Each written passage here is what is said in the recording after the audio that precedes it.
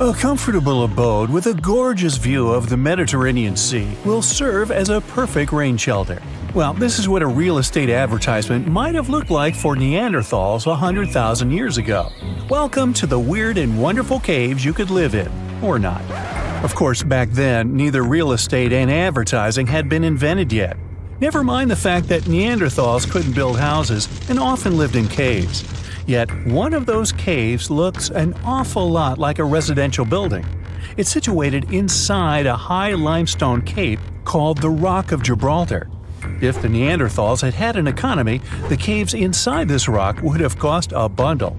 Navigators discovered it in 1907. They just spotted a big hole inside the fortified rock. For many years, scientists have studied this place and found some traces of Neanderthals. They discovered ancient tools in the cave and bones of old animals. But the coolest thing was, they found 4 caves inside the rock. It was like a residential complex. Neanderthals lived alongside neighbors and helped each other hunt and fish. They created feather decorations and painted abstract drawings on the walls. Imagine our ancient predecessors hanging out in these caves 100,000 years ago. And now, scientists hang out there and study the primeval past of Neanderthals in detail. At the end of 2021, archaeologists uncovered a gap inside one of the caves leading to an unknown tunnel. They crawled through this hole and opened a new space under the cave roof. This place has been closed off from the outside world for over 40,000 years. And it seems it was one of the most prestigious apartments in the entire mountain complex. It has high ceilings with ancient stalactites. The ruined stone curtains divided the apartment into several rooms. Scientists also found the remains of ancient animals and scratches on the walls. It seems that Neanderthals had never lived here, but they used to visit this place. Archaeologists found the shell of a sea snail called dog whelk. One of the Neanderthals brought it here for some reason, but the primary owners of this place were hyenas. These caves show that Neanderthals were closer to humans than to monkeys. They had a way of life and even some customs. There's still a lot of work ahead, and scientists hope to find new rooms inside this rock. Meanwhile, in 2003, archaeologists discovered another early dwelling on the Isle of Flores in Indonesia.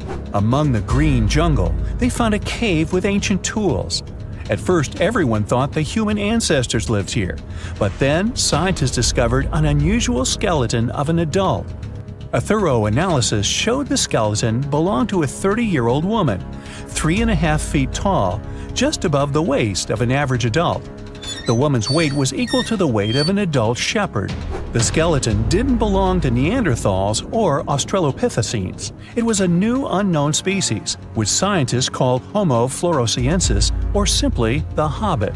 Also, there were remains of unusual ancient animals in the cave. It was an elephant the size of a cow, some large storks, and giant rats. Archaeologists have found out that hobbits were not the owners of this place. The main inhabitants were the rats the size of a cat. Maybe they were fighting the hobbits. Some analysis shows that Homo floresiensis wasn't our direct ancestor. They were in a separate branch of evolution. The hobbit skeleton looks more like that of a monkey than of modern humans. In 2009, in the dense jungle of Vietnam, archaeologists discovered Son Don, the largest cave in the world. If you go inside the cave and shout, you'll hear your echo a long time. In some places, the height of this cave reaches half the height of the Empire State Building, and the total area is larger than one central block of New York. Son Don is one of the 3 caves in the Vietnamese jungle. Many intricate mazes connect these caves. Inside, you can find unique plants and trees that live separately from the outside world. It's a real underground jungle. In some places, you can find collapsed ceilings that let the sunlight in. Besides unusual trees and plants, ancient stalactites hang there. Some limestone deposits are more than 450 million years old. They were here even before dinosaurs appeared. There are also many rivers in the cave. Rainwater coming down from holes in the ceiling has formed them. Fast streams resemble slides in a water park. They lead to unknown underground labyrinths. Scientists have studied only a small part of all these caves. The next unusual cave is in New Zealand. Hundreds of thousands of fireflies live inside. Each of them glows with a blue light. Together, they light up the cave. It may seem to you that you're on another planet, but you can't stay there for a long time. Special air measuring devices are everywhere. Scientists monitor the level of carbon dioxide necessary for the normal existence of fireflies. These insects are sensitive to the environment. If there are many people in the cave, or they stay there too long, the park staff will ask them to leave the place. It's like you're literally stealing oxygen from the fireflies. We've seen some pretty amazing caves so far, but how about a scary one? We're going to the desert of Yemen's Al-Mara province. What we're looking for is not a cave, it's just a black hole in the ground, right in the middle of the desert. It's big, the size of a basketball court. It's not its size that could scare you, but what's inside. Scientists are still not sure what it is. From the depths of this black abyss, a disgusting smell of rotten eggs constantly comes out, and sometimes you can hear some strange, frightening sounds. The blackness of the giant hole in Yemen absorbs all the sun's rays, so you won't see what's there even with a powerful flashlight. People flew over this place by helicopter. They filmed using drones and the most powerful lenses, but they didn't catch anything except darkness. It looks like a big ink spot in the middle of golden sand. The locals are afraid to approach this place. They believe the cave leads to another dimension where evil creatures live. At the moment, the giant hole in Yemen is one of the most poorly studied and mysterious phenomenon of nature. How did it appear? How old is it? Where does it lead? Scientists are trying to find the answers to these questions. There are theories that the hole appeared because of construction work. Geologists drilled the soil nearby in search of minerals. It could have caused fluctuations in the Earth's crust and collapsed the surface. But no one can prove this theory, yet. And now, imagine a place where sunlight has not penetrated for more than 5 million years. There's little oxygen, and it's cold and damp.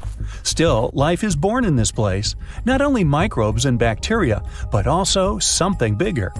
The living conditions in this cave are very different from the usual ones, so, in a sense, this cave is like another planet. It's the Movil Cave in the southeast of Romania, near the Black Sea. The entrance is a small hole in the ground. Inside, a tunnel leads deep below the surface. The levels of hydrogen sulfide and carbon dioxide are above normal inside the cave. The air here is half as much oxygen as on the surface. People can't be here without an oxygen mask, but other creatures living here can. The cave is home to 48 species of living organisms. 33 of them are unknown. Here you can meet some unusual insects, white snails and white spiders, millipedes with huge whiskers, transparent shrimp, and unique species of leeches. They all live here thanks to the little bacteria autotrophs. They absorb carbon dioxide and release food particles. Bacteria feed on it. Other larger organisms feed on these bacteria, and some bigger organisms eat those little ones. In the end, everyone gets food. In this cave, evolution has created a biological system separate from the rest of the world. We're in Siberia. It's so cold here that freezing gusts of wind are burning your face. All that white snow seems to be blinding you. This place resembles Antarctica because of the permafrost. Recently, a group of scientists researched one of the local rivers. With the help of a drilling rig, they extracted several samples of frozen soil. The scientists were shocked to find living creatures inside the ice. Later in the laboratory, they realized that the creatures were microscopic multi-celled organisms known as deltoid rotifers. These creatures looked like little worms. Scientists knew that these worms could live in frozen conditions for up to 10 years. But the age of the rotifers found in the ice was about 24,000 years. And after defrosting, they began to reproduce, as if they had been sleeping for several hours, not thousands of years. Further analysis showed that these organisms could stay frozen for hundreds of thousands of years. The rotifers might have lived during the time when people didn't invent the wheel yet. And this isn't their only superpower. Deltoid rotifers are among the most radioactively resistant animals on Earth. They can survive in places where there's no oxygen and water. They can also stay alive in areas with high acidity and can live without food and water for a long time. By the way, these are not the only creatures that are known for living for thousands of years. Particular types of moss and some microorganisms are also almost immortal. Nematodes, also called roundworms, are some of the most adaptive varieties of worms in the world. Imagine the Eiffel Tower standing tall and proud. And now, let's make it 10 times higher and place it underground. Exactly at this depth, many thousands of feet under the surface, scientists discovered these creatures. There's no sunlight and almost no air in this place. And since it's much closer to Earth's core than the surface of our planet, the temperature here is higher than in the middle of the hottest desert. Millions of tons of soil above create insane pressure. But all this couldn't prevent life from developing here. When roundworms run out of air, food, or when the temperature becomes too high, they get into a unique state of stasis, or deep hibernation. In this mode, the worm's metabolism slows down, and almost all the processes in their bodies stop. The creatures can sleep for a very long time, and only wake up when the environment becomes more livable. By the way, you don't have to go so deep underground to find these creatures. Nematodes are found all over the world. They can live in hot springs, deserts, high in the mountains, among the harsh ices of Antarctica, or inside animals and humans. Our next invulnerable creatures are tardigrades, also known as water bears. These are microscopic, 8-legged invertebrates closely related to arthropods. It's impossible to see them with the unaided eye. But a conventional microscope will allow you to see tardigrades in detail. They look like minuscule bears. They're called water bears because they need a thin layer of water around their bodies at all times. It's necessary to prevent dehydration. Tardigrades have been found in all kinds of environments, from ocean depths to sand dunes. They're incredibly robust thanks to their unique organism structure. Yeah, they look soft, but their body is covered with a tough cuticle. This coating resembles the exoskeletons of grasshoppers, mantises, and many other insects. Water bears shed their old layer of the cuticle when they need to grow. Each of their 8 legs has 4 to 6 claws, which helps them cling to any surface. The bears can survive at a temperature that's almost 3 times as cold as the temperature in the ice of Antarctica. Heat doesn't harm them either. They have been proved to survive at the temperature that makes water boil. Also, water bears are not afraid of radiation and high pressure. In the depths of the ocean, pressure can destroy alloys of the strongest metals, but these creatures can withstand pressures 6 times greater. But the coolest thing is that they can live in the vacuum of space. Our planet has a magnetic field. This is a shield that protects us from solar radiation. Tardigrades don't need this protection. They can go into near-Earth orbit and come back unharmed, all thanks to a protein protecting their DNA from ionizing radiation. Like other immortal organisms, water bears can fall into a state of cryptobiosis. Tardigrades pull their head and legs inside their bodies and fall asleep. If the surrounding conditions suggest freezing, drying out, or experiencing a lack of oxygen, they will remain in this barrel form until the situation improves. So those are microscopic organisms and microbes that can only be seen through a microscope. But how about something bigger? Meet ironclad beetles. They live in the southwestern US and Mexico. These insects can not survive high temperatures, live without oxygen, or in conditions of increased radiation. But their shells are so tough that they can only be pierced with a drill or hammer. Their durable exoskeletons are made of a special substance, chitin. It can also be found in the armor of crabs or shrimp. And still, the chitin of the ironclad beetle is so durable that it allows this creature to withstand the impact of a car moving at high speed. In times of danger, they can hide their whiskers and strong legs in special recesses in their shell. Other animals can't bite through the armor, so they spit the beetle out and leave to look for lunch somewhere else. As soon as the danger disappears, the bug stretches out its legs again and goes about its business.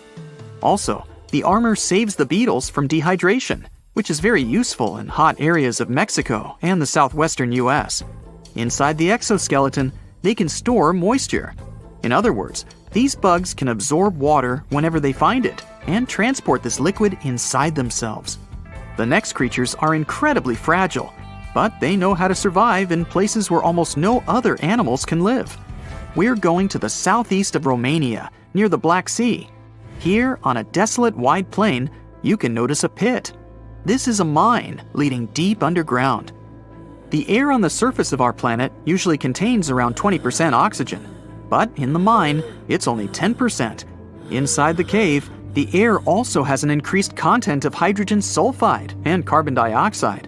People can't breathe there without an oxygen tank. We can probably say that the water and air there are poisoned. Almost no animals would be able to survive here. Still, 48 species of living organisms have been found in this cave. 33 of them are newly discovered species. And they aren't the only microbes or bacteria that can't be seen without a microscope. Something bigger lives here. Strange white snails crawl over the walls of the mines. Transparent shrimp and a bunch of unknown kind of leeches swim in the water. White centipedes with huge whiskers and creepy white spiders run on the ground. And they all have been growing here for almost 5 million years. You might notice a water scorpion and another unidentified species of this animal. It doesn't look like its relatives living in hot sands or tropical forests. No living creature here looks ordinary at all. All animals are either white or transparent. They have no eyes, but are equipped with long paws and antennae whiskers that help them navigate in this dark space. The deeper you go into the cave, the less oxygen the air contains. But the number of living organisms is increasing. The air is filled with methane and carbon dioxide. All the inhabitants of this cave have never seen the light of the sun and have never gone out of the darkness. It seems impossible to survive in such conditions where plants don't produce oxygen. The answer to the question of their survival is hidden in a small lake. The surface of the water is covered with strange foam. If you look closely, you can see that this white substance is alive. It resembles soft, wet paper that is easy to tear. The thing is billions of living organisms, bacteria called autotrophs. There's much more carbon dioxide in the cave than there is outside, and these bacteria, like plants, absorb it. But they don't do this with the help of photosynthesis, which means they don't need sunlight. They use water for chemosynthesis. What these bacteria secrete is food for other bacteria, and these other bacteria are food for bigger creatures. A unique food cycle that you can't find anywhere else on the planet only exists here. Have you heard of Göbekli Tepe? It's an ancient site in Turkey that literally made historians rewrite history books. Over 11,000 years ago, a group of prehistoric humans crafted an enigmatic masterpiece that's even older than Stonehenge.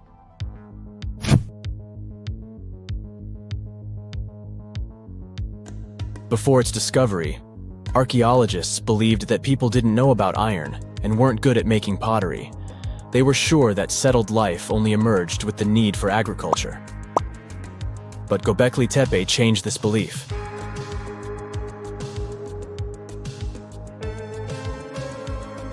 The place has revealed that it was the temple that paved the way for a settled life, not agriculture. Until this discovery, researchers believed that farming was the catalyst for sedentary living. Meet Professor Schmidt, the guy whose findings changed this theory. He managed to prove that hunter-gatherer communities laid the very foundations of this way of life.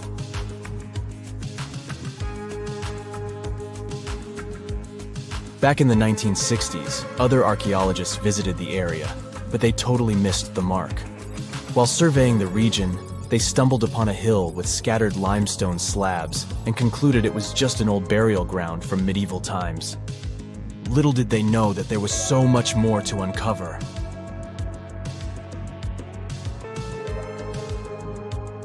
In 1994, Schmidt embarked on his own survey of prehistoric sites in the area. Surprise! He instantly realized he had discovered something truly extraordinary. Unlike the nearby flat and barren plateaus, Göbekli Tepe had a gently rounded top, rising 50 feet above the surrounding landscape. Funny enough, the translation of this place's name is Potbelly Hill. Schmidt was sure only humans could have made something like this.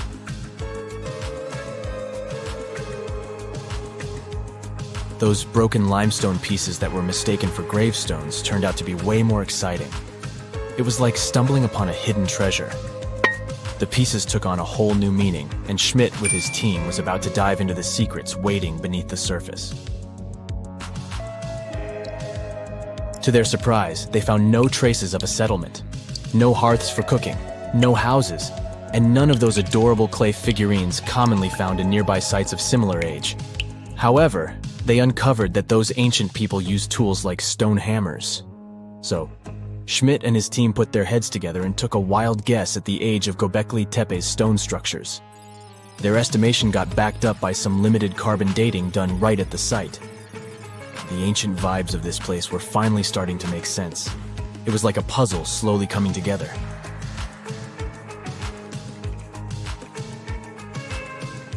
You may think that back then, people didn't have special tools to create something as cool as Göbekli Tepe. Not true. Turns out, these prehistoric folks used flint tools instead of fancy metal chisels. They were also skilled at chipping away softer limestone and crafting pillars right on the spot. Afterward, they carried the pillars a short distance to the summit and placed them upright. Once the stone rings were complete, they covered them with layers of dirt. Over time, they added new rings, and voila! You've got a cool hill to impress people in the future.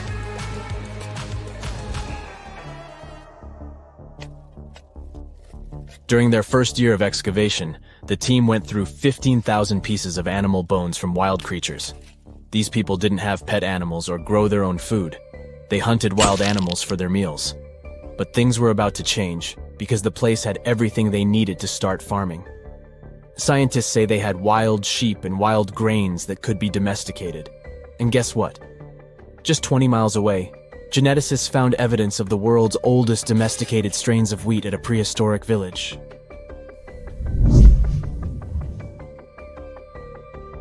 These amazing findings have completely changed how we view civilization. In the past, experts believed that people needed to learn how to farm and settle in one place before they could build temples and develop complex societies. But guess what? Schmidt's research flips that idea on its head. He claims that the incredible effort put into constructing these astonishing structures actually set the stage for the development of advanced societies. It means that societal and cultural changes happened before agriculture. Schmidt has this fascinating hypothesis about Göbekli Tepe. He thinks it could have been a special burial site where people left their loved ones. And here's the twist. The burial site was adorned with fancy statues and symbols representing deities from the spiritual realm. The idea that Göbekli Tepe could have served as a sacred place adds another layer of complexity to the whole story. While the site's true purpose may remain elusive, Schmidt's insights invite us to consider the profound interplay between life and the afterlife, and the deep reverence ancient hunter-gatherer societies may have had for their departed ancestors. Now let's talk about the stars of the show, the mesmerizing T-shaped columns that dominate Göbekli Tepe. These mysterious structures range from 10 to 20 feet tall and most likely represent stylized human figures. But one figure stands out from the rest, the three-dimensional lion relief. This depiction really fires up our imagination. Why? Because it hints at the possibility that lions roamed Anatolia during the Neolithic period.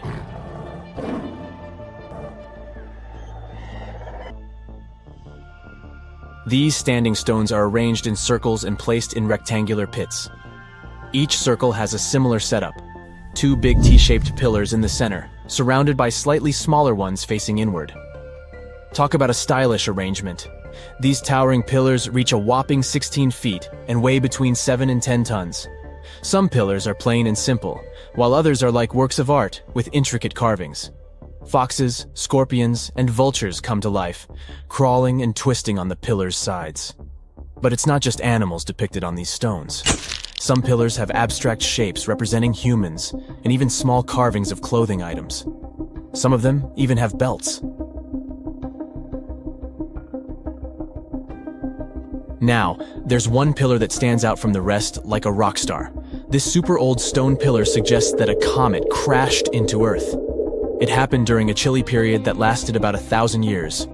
Previous studies examining Greenland ice cores hinted at this comet theory, but now the carvings at Göbekli Tepe prove it right.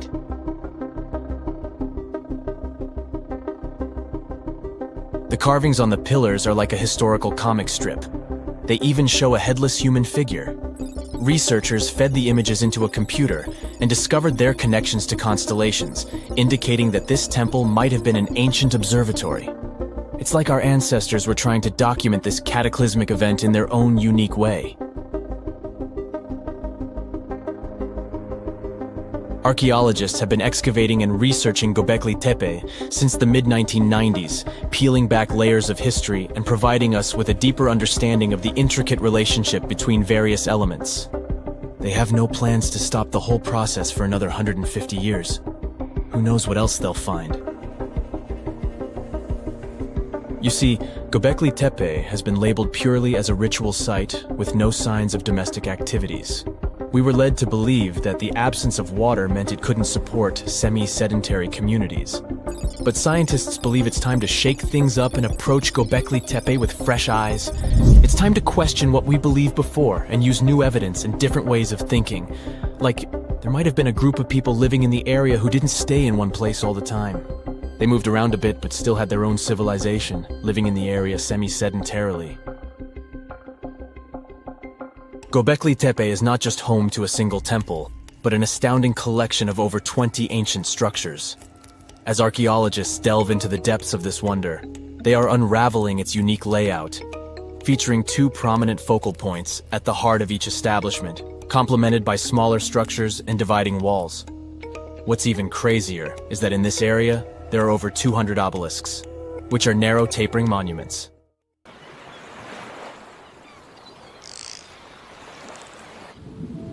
A pod of dolphins is happily playing near the water's surface in the North Pacific Ocean on a sunny day. They're about as happy as can be until the surface of the water begins to ripple. It becomes more pronounced, like a possible tsunami or an underwater volcano preparing to blast. Their instincts tell them to hightail it out of there, but they don't know which way is the safest path out. Abruptly, a tremendous roaring sound fills the air. The water explodes outwards as a giant whale bursts into the air. Hello, mama! Wait, that's no whale.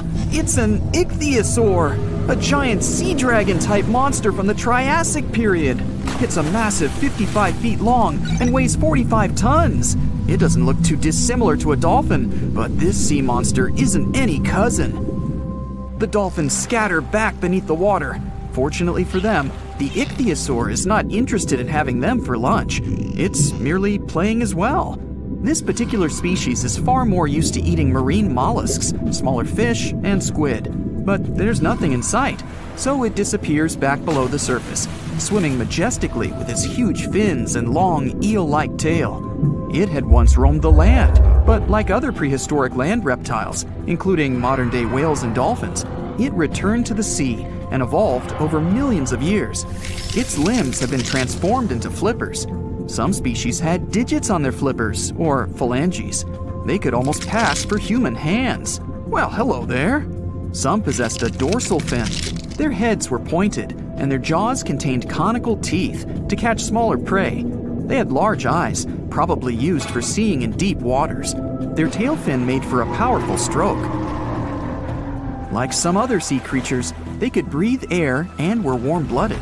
They were sleek and as beautiful as some of today's ocean creatures. Unexpectedly, an underwater time vortex opens in front of it, sucking in everything in its path like an underwater black hole. The ichthyosaur disappears inside, flailing about, unable to control its journey back into the deep past. Soon, it spat out again into its own natural timeline of the Triassic period during the early dinosaur age, approximately 247 million years ago. It swims with others of its kind. They lived in herds or hunting groups, while varying forms evolved worldwide, such as the smaller Mixosaurus. Let's stay with this one, because it will eventually find its way into modern human hands. In evolutionary terms, the ichthyosaurs lasted for a very long time, millions of years. There are many complex factors involved with how they became extinct, but in simplistic terms, environmental changes brought out declines in smaller food groups and more brutal predatory groups. Some fish had evolved as well and became too fast for the ichthyosaur. So we will leave our poor friend here, unable to find enough food and losing out to the tougher competition. It's hungry, tired, and weak. It simply drifts away with the currents, eventually finding itself resting on the ocean floor. Millions of years passed. During the Triassic and Jurassic era, sea levels gradually ebb away, exposing vast regions of the desert. The area we're focusing on became Nevada, in the western part of the United States. During the Cretaceous period, a volcanic island chain formed. Geological upheaval continued, bringing the ocean floor up into modern mountains. Embedded in the rock, well, you can guess, not only ancient invertebrates, but more modern creatures such as mammoths and giant sloths. What an incredible array of wildlife! But we're not here for them today. Let's find out what happened to our friend. Jump forward in time again to 1998. The place, the Augusta Mountains of northwestern Nevada, or more specifically, a place called Fossil Hill. Protruding out of the rock were a few vertebrae. Researchers could tell whatever creature it belonged to, it was clearly enormous.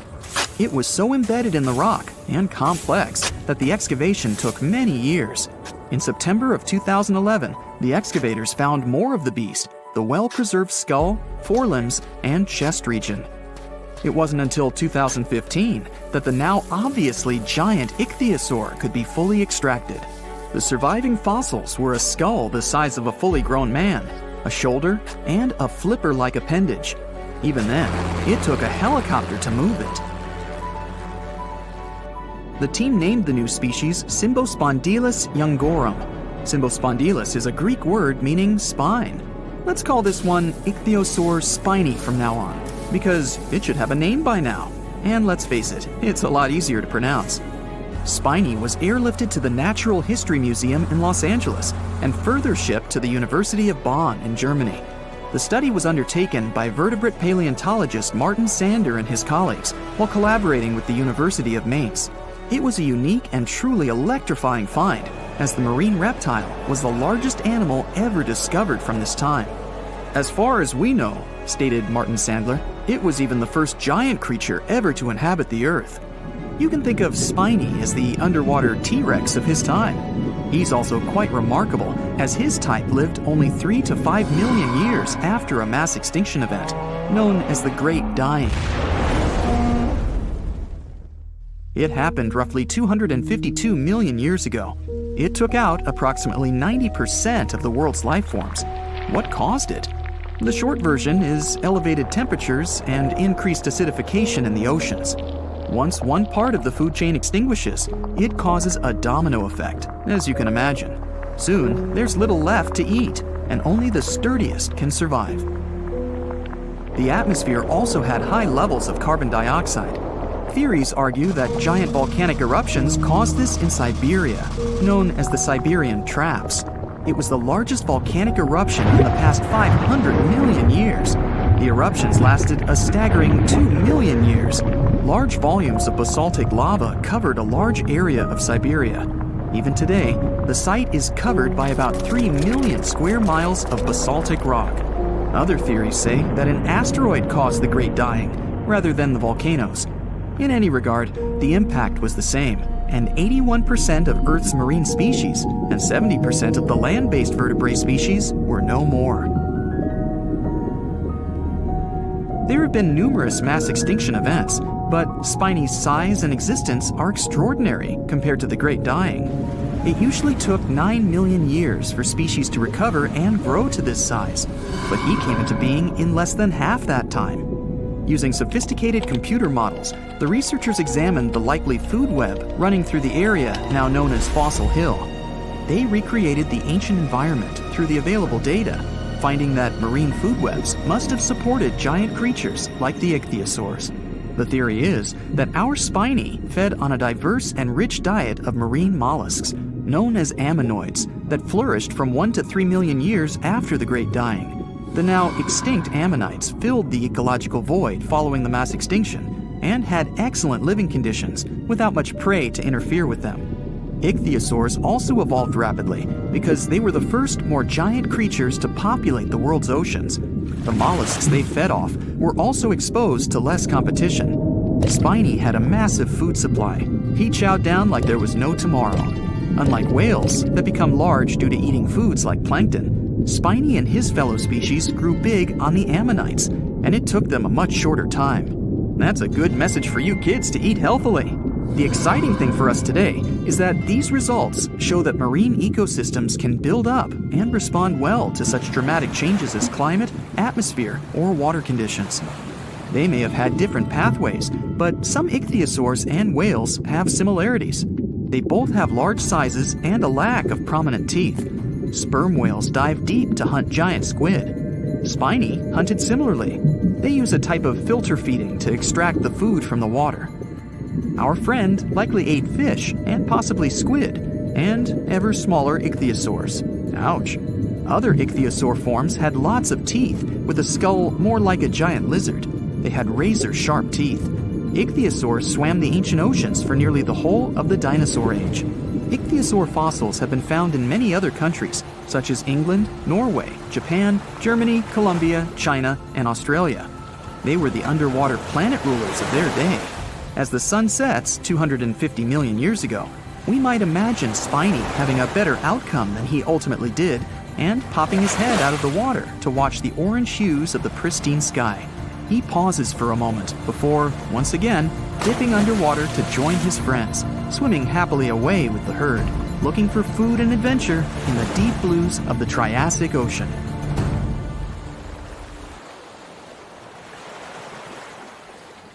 You're walking down the street.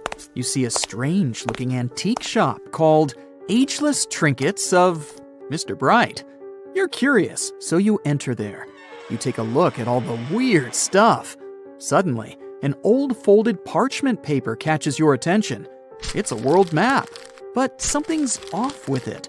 Instead of showing the countries as you know them, it shows the locations of 4 mythical lost worlds and civilizations. Mr. Bright, the shop owner, comes next to you after realizing your shock. This map won't let you find these places or anything, but I can explain to you the legends behind them if you want, he says. Let me begin with Atlantis. You might know it as Aquaman's underwater kingdom, but Atlantis, the fictional island, was actually first introduced in 2 of Plato's works. According to him, Atlantis was a highly advanced civilization that existed about 9,000 years before his own time, and its story had been passed down by poets, authors, and others. He wrote about Atlantis and its citizens to give a moral lesson and to teach about the dangers of arrogance, as well as the eventual downfall of those who are after too much power. In his dialogues, Plato stated that Atlantis was a great and powerful empire that was respected in all parts of the world.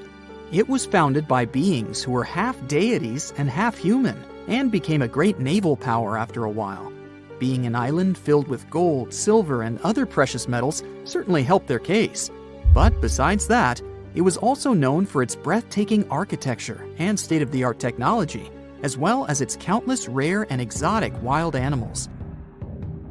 Atlanteans were proud of their great achievements and the perfection of their civilization, but their excessive pride was going to bring their downfall. They believed they were so superior that they could gain control over any nation. This led them to launch a series of invasions.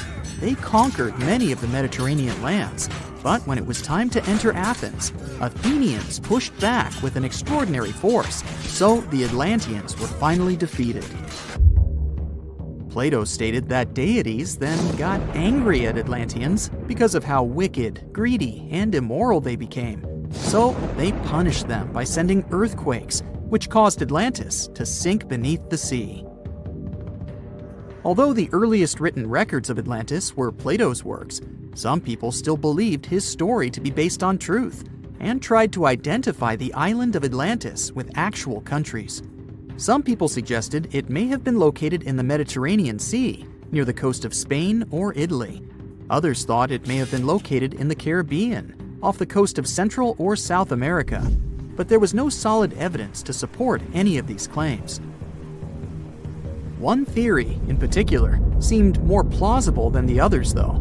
Located in the Aegean Sea, the island of Santorini was the home of a highly advanced Minoan society. However, due to a huge volcanic eruption, it was destroyed about 3,600 years ago, causing the Minoan civilization to suddenly disappear. These similarities between the fictional Atlanteans and the historical Minoans made Santorini a good candidate for the speculations. Yet again, there were still major flaws with it, such as how the time when Plato said Atlantis was destroyed doesn't coincide with the time of Santorini's eruption. So Atlantis still continues to be regarded as nothing more than a popular legend in the scientific world. Now, let's move toward the northeast direction on the map, Mr. Bright says. According to Celtic Breton mythology, there once was a magnificent city called Ys, also known as Caris, that towered over Douarnenez Bay in France's Brittany region. It was the most wealthy city in the entire Atlantic. It was especially famous for its beautiful gardens and buildings, and its citizens were all living comfortably and happily there. Dahut, who was King Bradlon's daughter in Breton legends and literature, had a deep love for the sea. She begged her father to build a city at the edge of the sea, and that is how the city of Ys was established. Little did she know that she would be the one responsible for the destruction of her father's beloved gift. You see, since the city was surrounded by the sea, it needed to be protected by a dike equipped with floodgates, and these gates could only be opened at low tide. And the only one who had the keys to these gates was the king himself. One day, a handsome red knight arrived at the city, but couldn't pass the gates. Dahut was so taken by him that she wanted to let him in. She knew that her father was the keeper of the only key to the city, so she sneaked into his room and stole it from him. Then she gave it to the Red Knight so that he could enter the city and they could be together. However, the Red Knight turned out to be the Prince of Darkness, and he intentionally left the gate open to the raging sea. The waves soon swallowed all of Ys. King Gradlon was able to escape on his magical horse, but Dahut couldn't. She turned into an evil mermaid who lured sailors into the sea. Today, if you go to Quimper, a city in Brittany, northwest France, you can find the statue of King Gradlon riding on his horse. Although the city of Ys is a legend, Brittany coast locals believe that on the days when the waters are calm, you can still hear the tolls of the city bells deep under the sea, if you listen carefully. Mr. Bright then points at the Indian Ocean on the map and says, "Now, have you heard about Lemuria?" Back in the mid-1800s, a few scientists suggested that there was once a continent that existed in the Indian Ocean, somewhere close to the south of modern-day Sri Lanka. The first one to popularize this theory was the British lawyer and zoologist Philip Lutley Sclater. In his paper, The Mammals of Madagascar, he stated that he found lemur fossils in India, and not in Africa. However, this discovery was extremely shocking to him because of the fact that lemurs' original homeland, Madagascar, is much closer to Africa.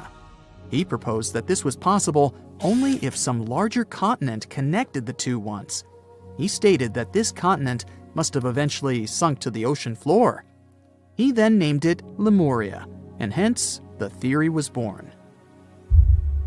People who came after Sclater took his theory a step further and thought that Lemuria was also the home of an extinct race of humans called Lemurians, who had 4 arms and enormous bodies, and were also the ancestors of modern-day humans, as well as lemurs.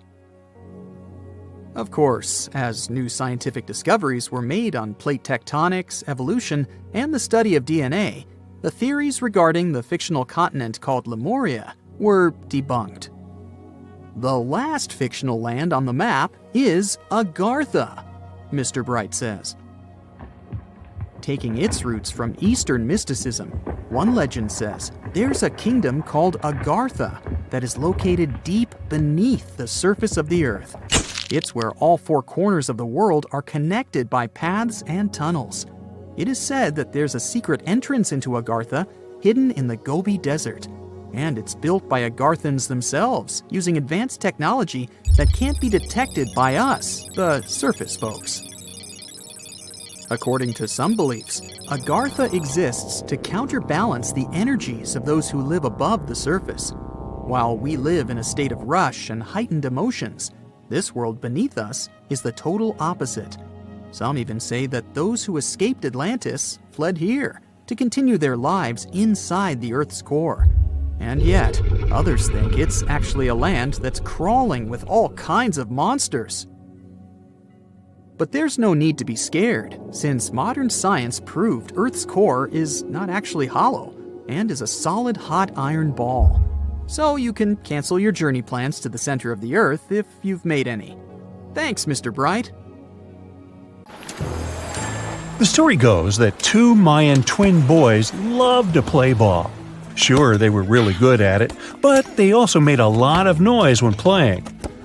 The lords of the underworld soon became bothered by the sound and summoned the two boys to the underworld, a place the Mayans called Xibalba. As soon as the boys reached their gloomy destination, the lords of the underworld began putting them through a series of tests. Soon enough, the inexperienced twin boys failed the tests and lost their lives. But this was not in vain. This sad event resulted in the appearance of a beautiful fruit tree. Soon enough, a young woman saw a beautiful fruit on this tree and reached up to pick it. Legend has it that soon after that, she gave birth to another set of twin boys named Hunahpu and Xibalqui. Just like their ancestors, these twins were great ball players, but they were equally as loud, and the lords of the underworld became annoyed again. They decided to ask this pair of twins to come to play a game in the underworld, hoping to get rid of them too. When the twins arrived, the Lord sent them through a number of frightening places. The first one was the House of Gloom, which was very dark. They then passed through the House of Knives, where they had to avoid getting injured. The twins then built a fire in the House of Cold, so that they didn't freeze, and ran through the House of Jaguars, where they tricked the animals into not eating them. Finally, they entered the House of Bats, where they seemed to have lost their luck. One of the bats managed to run off with Hunahpu's head. The lords then challenged the twins to play ball with them, but the boys were clearly at a disadvantage. Xibalqui placed a turtle on Hunahpu's shoulders to make up for his lost head, and they began playing. As the lords became distracted by an animal near the court, Xibalqui stole his brother's head and placed it back in its place. Much to the annoyance of the lords, the twins were now able to tie the game. Hunahpu and Xibalqui continued to perform a series of tricks for the lords of the underworld. One of them involved Xibalqui injuring Hunahpu and then bringing him back to life. The lords were so impressed by the twins' performance that they asked them to do the same trick on them. Of course, the twins agreed, but after performing their trick on some of the lords, they refused to revive them. Seeing what had happened, the lords of the underworld admitted defeat and begged for their lives, promising not to intervene in the lives of people ever again. Hunahpu and Xibalqui were happy to have avenged their ancestors and gained the respect of the lords. Legend has it that the lords of heaven were so impressed by the twins that they took them to live in the sky by turning them into the moon and the sun. The Maya civilization was one of the most dominant indigenous societies in history, and their folklore and traditions are still discovered and studied today. They used to live in a territory called Mesoamerica. It was made up of modern-day Mexico and parts of Central America like Guatemala, Belize, Honduras, Yucatan Peninsula, and El Salvador. They lived from 1800 to 900 BCE and up to 900 to 1500 CE. Apart from their impressive legends, the Maya were very skilled inventors. They're known for their calendars, writing systems, farming methods, and sports. Their writing, for example, was found preserved on buildings and stone monuments, as well as in rare books and pottery. It's a system made out of more than 800 hieroglyphics in various combinations. Each of those signs was said to represent a syllable. Their writing system was deciphered by accident by Tatiana Proskorakov, an American woman who initially studied to be an architect. Since she didn't find a job in her field, she eventually became a Mayanist in her own right, despite not being academically trained. She was the first to notice that the Mayan upended frog glyph meant birth, and that their toothache glyph meant the date when the king ascended to the throne. It made it easier for scientists to pinpoint birthdays, as well as the names of the rulers of a specific Mayan dynasty. They also invented the concept of zero, which is seen as one of the greatest innovations in mathematics, physics, and human history altogether. Sure, even back then, people understood the idea of having nothing, but the concept of zero as a number is a relatively new invention. A fun fact about Mayans is that they really liked hats. The bigger your hat was, the more important you looked. Not only was it a sort of fashion statement, but it also made them look taller, which was a big deal for their aesthetic. The Mayans also came up with one of the most intricate and complex calendars in human history. It was the first to use zero as a placeholder. Their calendar ended on December 21st, 2012, which led some people to believe that it translated to the end of the world. Obviously, that was not the case. It just so happened that the date coincided with the end of a Mayan cycle of years. But you know, as advanced in science and astronomy as they were, they did make some mistakes. One of them was their belief that the world was flat. Their theory was that the four corners of the world were watched by the Brother Lords, who kept the sky from falling over their lands. Hats off for their menus, though, as they were well-known chocolate eaters. They turned eating chocolate into a form of art. The drink they made wasn't really like the hot chocolate we enjoy today, though. The recipe included mixing cacao with water, honey, chili pepper, cornmeal, and other ingredients to make a foamy, spicy drink. The ritual of drinking cacao was a crucial part of their celebrations. We're not done discovering all the amazing parts of their architecture and civilization. It was only a few years ago that a Maya pyramid was found at Tonina, in the Mexican state of Chiapas. It was estimated to be more than 1,000 years old. The reason why it escaped archaeologists for so long was that it lay hidden under what was believed to be a natural hill. The ruins of two Mayan cities have been recently discovered in the Mexican state of Campeche. Why didn't we find them until now? Well, they were concealed by really thick vegetation, which made it difficult for archaeologists to reach them. The Mayans didn't just disappear. Their descendants are still around today, many of them choosing to live in their ancestral homelands. You can find them in Guatemala, for example, where the Maya people make up the majority of the population. Overall, the Maya ethnic group contains people that speak different Mayan languages, such as Yucatec, Quiche, Quechua, or Mopan.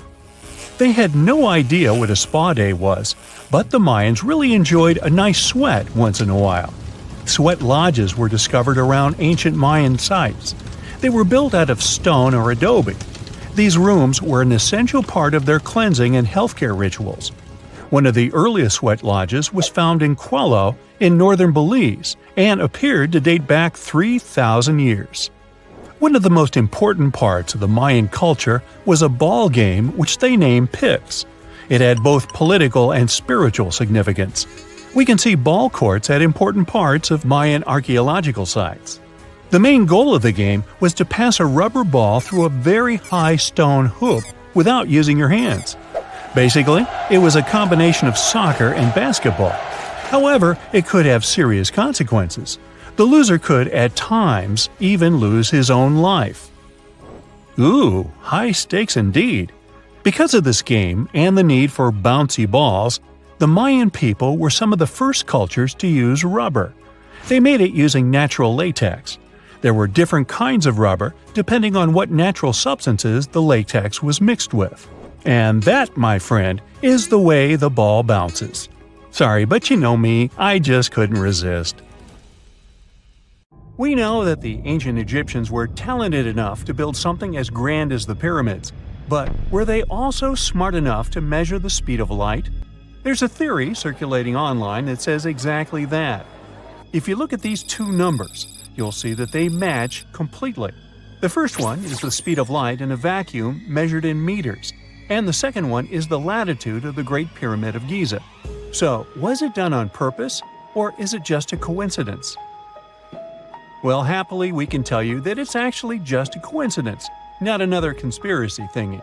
The Great Pyramid is just one of the many places in the world that share the same latitude.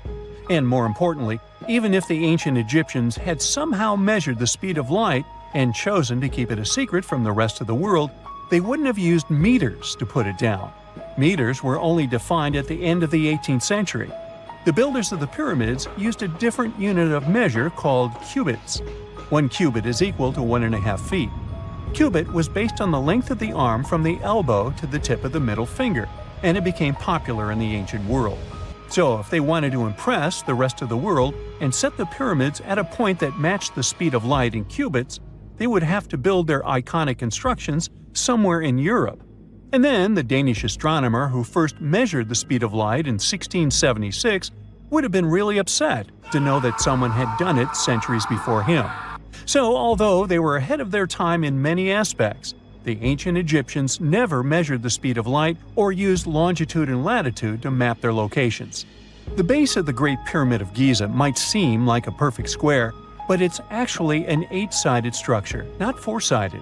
Each of its 4 sides has a subtle concave indentation that splits it evenly from base to tip. The official version is that a British pilot was the first to notice it in 1940 while flying over the pyramid. He took a photograph that showed shadows highlighting these indentations. Some people think these lines are only visible from above and can best be seen at dawn and dusk during the spring and autumn equinoxes. This has led to a freaky theory that the ancient Egyptians might have designed the pyramids to communicate with something looking at them from above.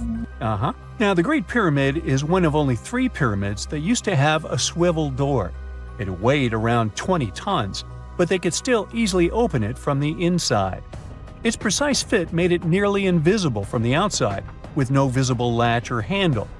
There were only slight variations in the exterior stone that gave out an opening.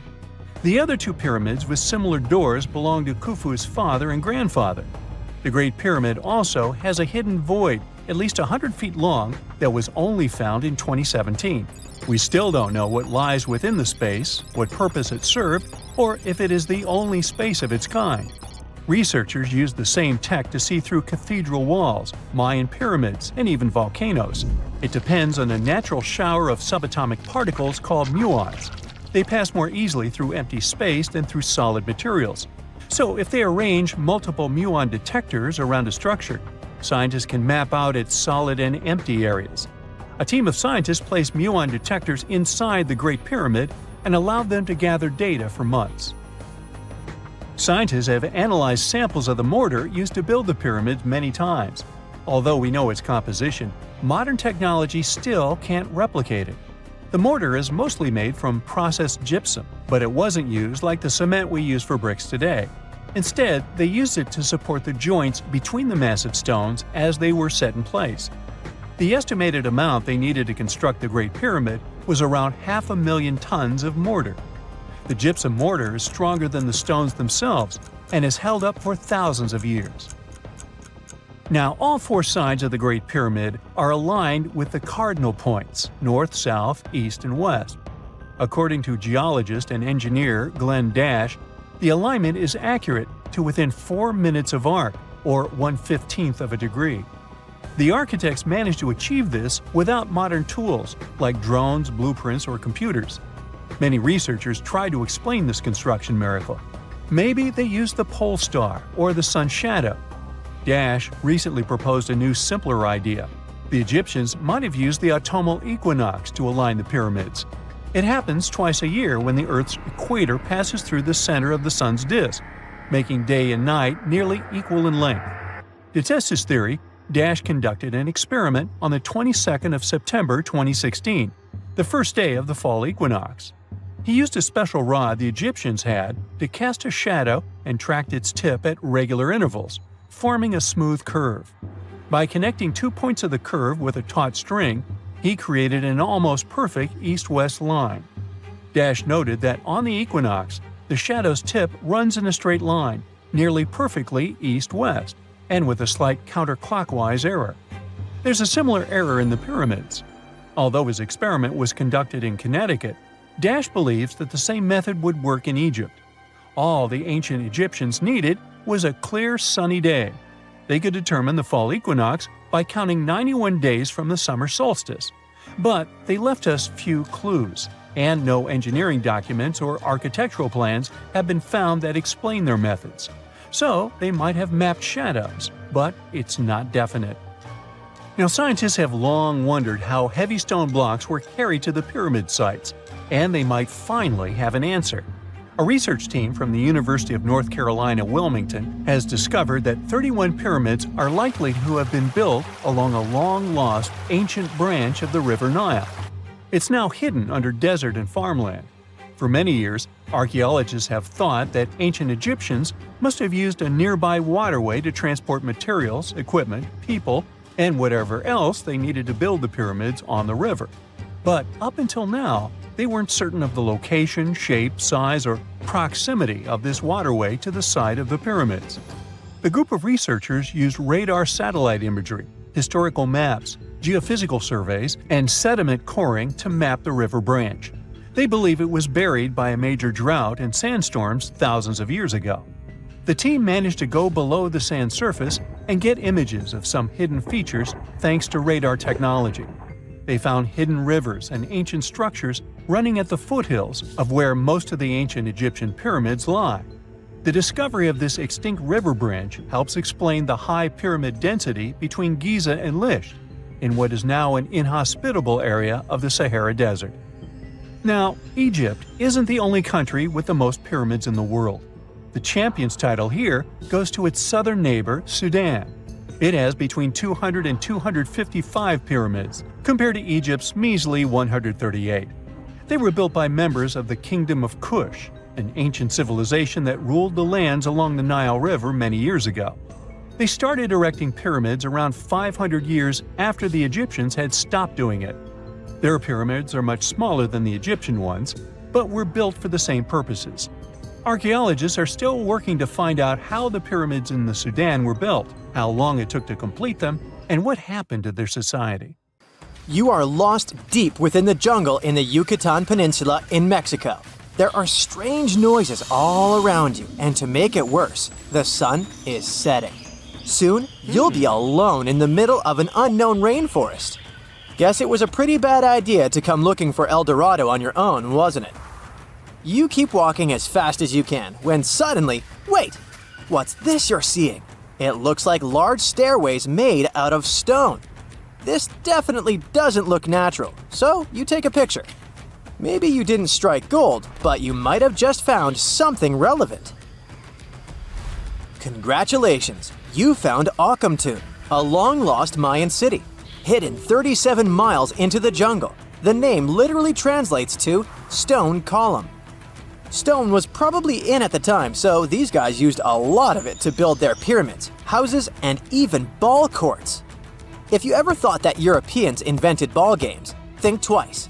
Mayans loved to play ball games for recreational purposes.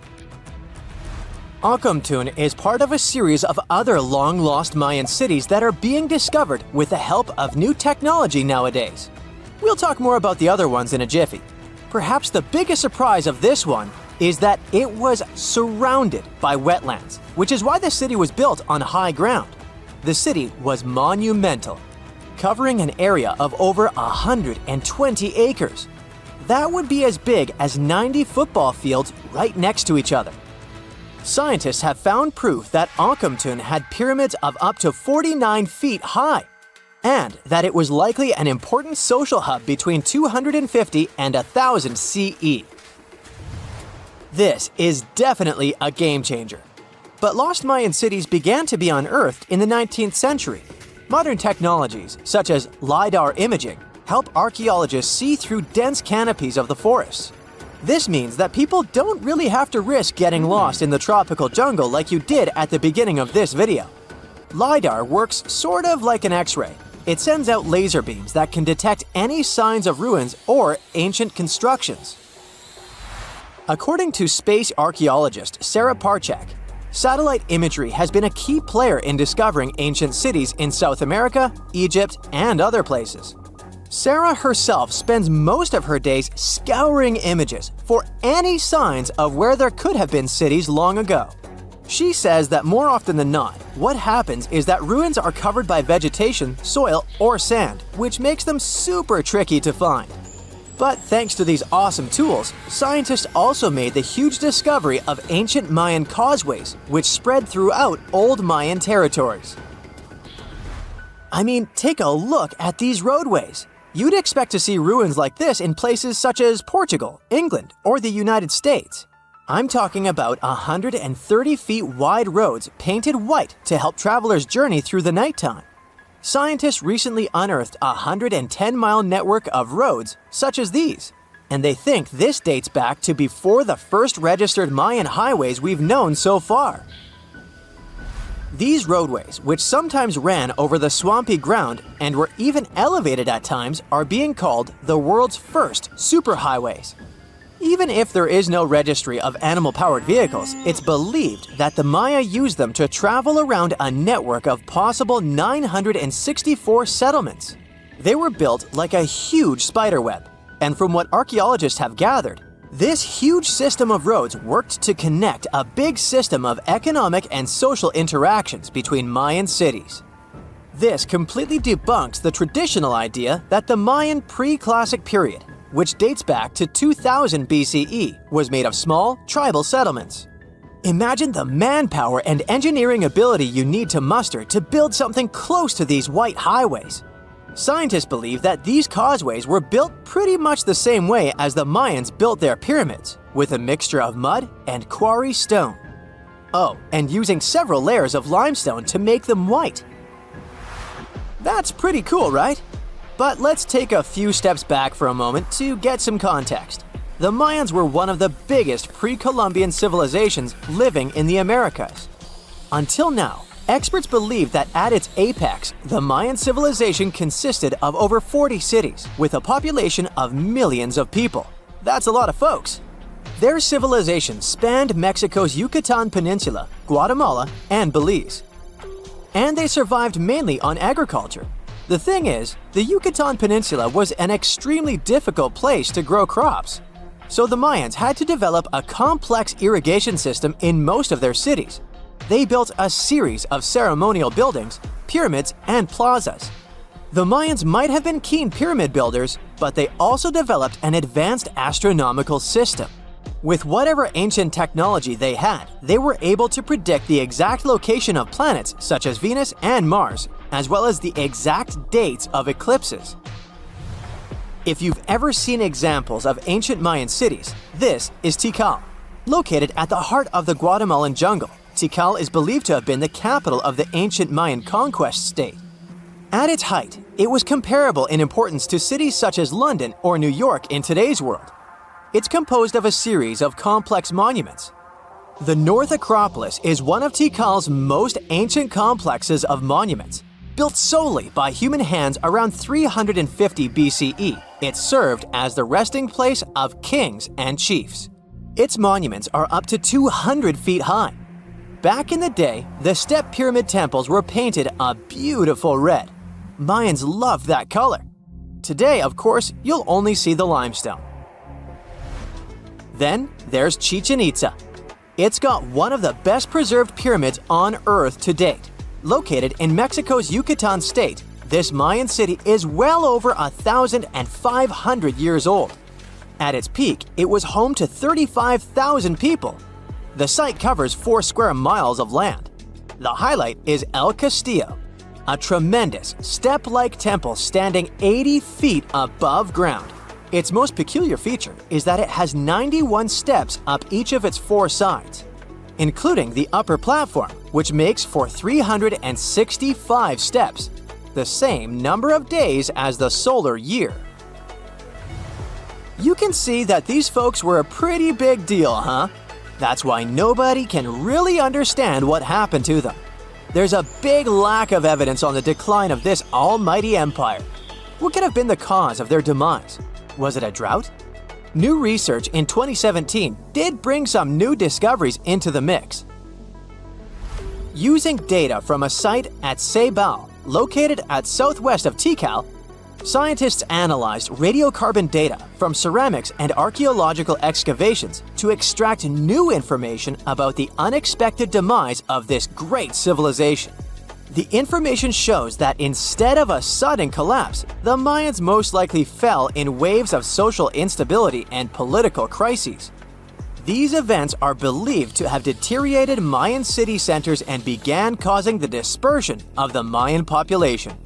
It's hard to pinpoint the exact causes, though. But hey, recent discoveries are shedding a big light on humanity's past. Not only about the Mayan Empire, but about other long-lost civilizations of South America. A major recent discovery in Brazil was done using satellite imaging technology and is also shocking scientists. Some images from near the Xingu River, also in the Amazon, suggest that cities of millions of people might have existed inside the jungle, way before our modern civilization ever existed. I mean, if this doesn't shock you, I don't know what will. Satellite imagery also detected a network of trenches dating back to 200 and 1200 CE in the Bolivian Amazon forest. These proofs suggest settlements that could have supported around 60,000 people right in the middle of the Amazon forest. When researchers from the University of Florida went on ground to check the satellite information, they were shocked to find several mounds that were accompanied by ditches and geoglyphs. Archaeologists also found remnants of carefully designed walls centered around plazas, much like the type of construction done by the ancient Mayans. It's nighttime, and you're about to walk inside Pharaoh Tutankhamun's final resting place. You know, King Tut. You don't have a torch, but at least you came with a flashlight. You walk down several flights of stairs and observe how the walls are carved in hieroglyphics and what looks like a spell.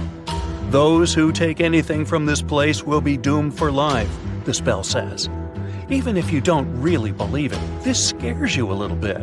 You find a huge stone door. Is it a trap? You manage to open it, but oh no, it's only an empty chamber. You check your map. It seems like you're heading in the right direction. After what feels like hours, you realize you must be trapped inside a labyrinth. You try to retrace your steps, but you can't find the door where you came in from anymore. That's it, you think to yourself. You've fallen for the Pharaoh's trap. What's worse, you didn't bring a lunch. Okay, so we've all seen Hollywood movies where the main character is exploring ancient ruins and faces some seriously dangerous traps, right?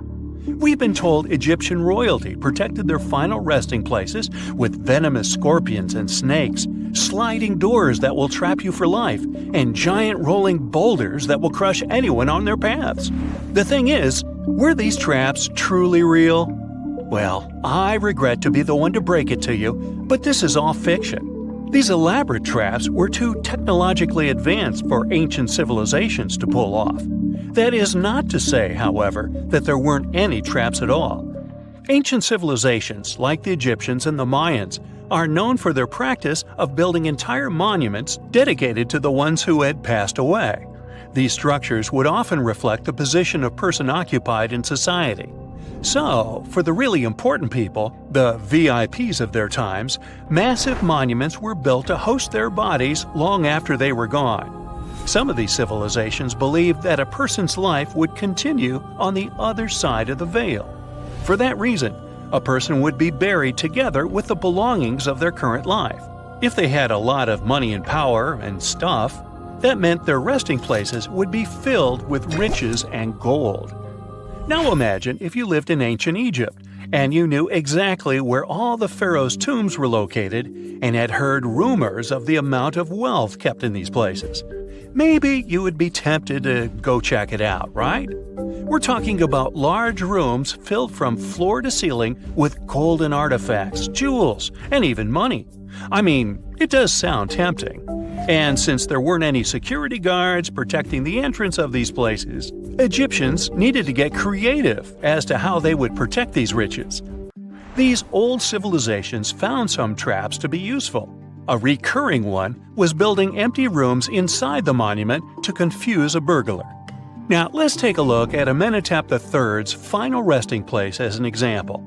It was built in the city of Luxor, in a spot also known as the Western Valley of the Kings. Two French engineers originally discovered the monument between 1905 and 1914 CE. The structure is huge and has more than 10 chambers, connected by long corridors and steep stairways. The King's Chamber is the most hidden one, and for an outsider to try and find it, they will probably enter a lot of empty rooms beforehand. Other pharaohs tried to protect their riches by commissioning monuments with false doors concealing pits that were up to 20 feet deep. This way, an unwarned and unwanted visitor would be surprised by the deep hole on their way to the king's resting chamber. Alongside false doors, pharaohs made sure to build labyrinth-style corridors and false walls. This way, robbers could take hours or days before they found the king's real chamber. As to pits with poisonous snakes on them, if there were any reptiles inside these monuments, they probably got inside on their own, and would most likely not stay there for long. There is no way snakes would survive years and years without food inside these pits. So yes, another Hollywood-induced belief right there. If these traps seem boring to you, archaeologists did find an interesting deterrent in the final resting place of the Red Queen of Palenque in Mexico. Palenque was one of the most powerful Mayan cities in pre-Columbian Mexico, and the Red Queen was believed to be the grandmother of the last Mayan king, undoubtedly a person of immense importance to the empire. In her honor, a huge monument was built to keep her body after her passing. The discovery of the tomb itself was already thrilling.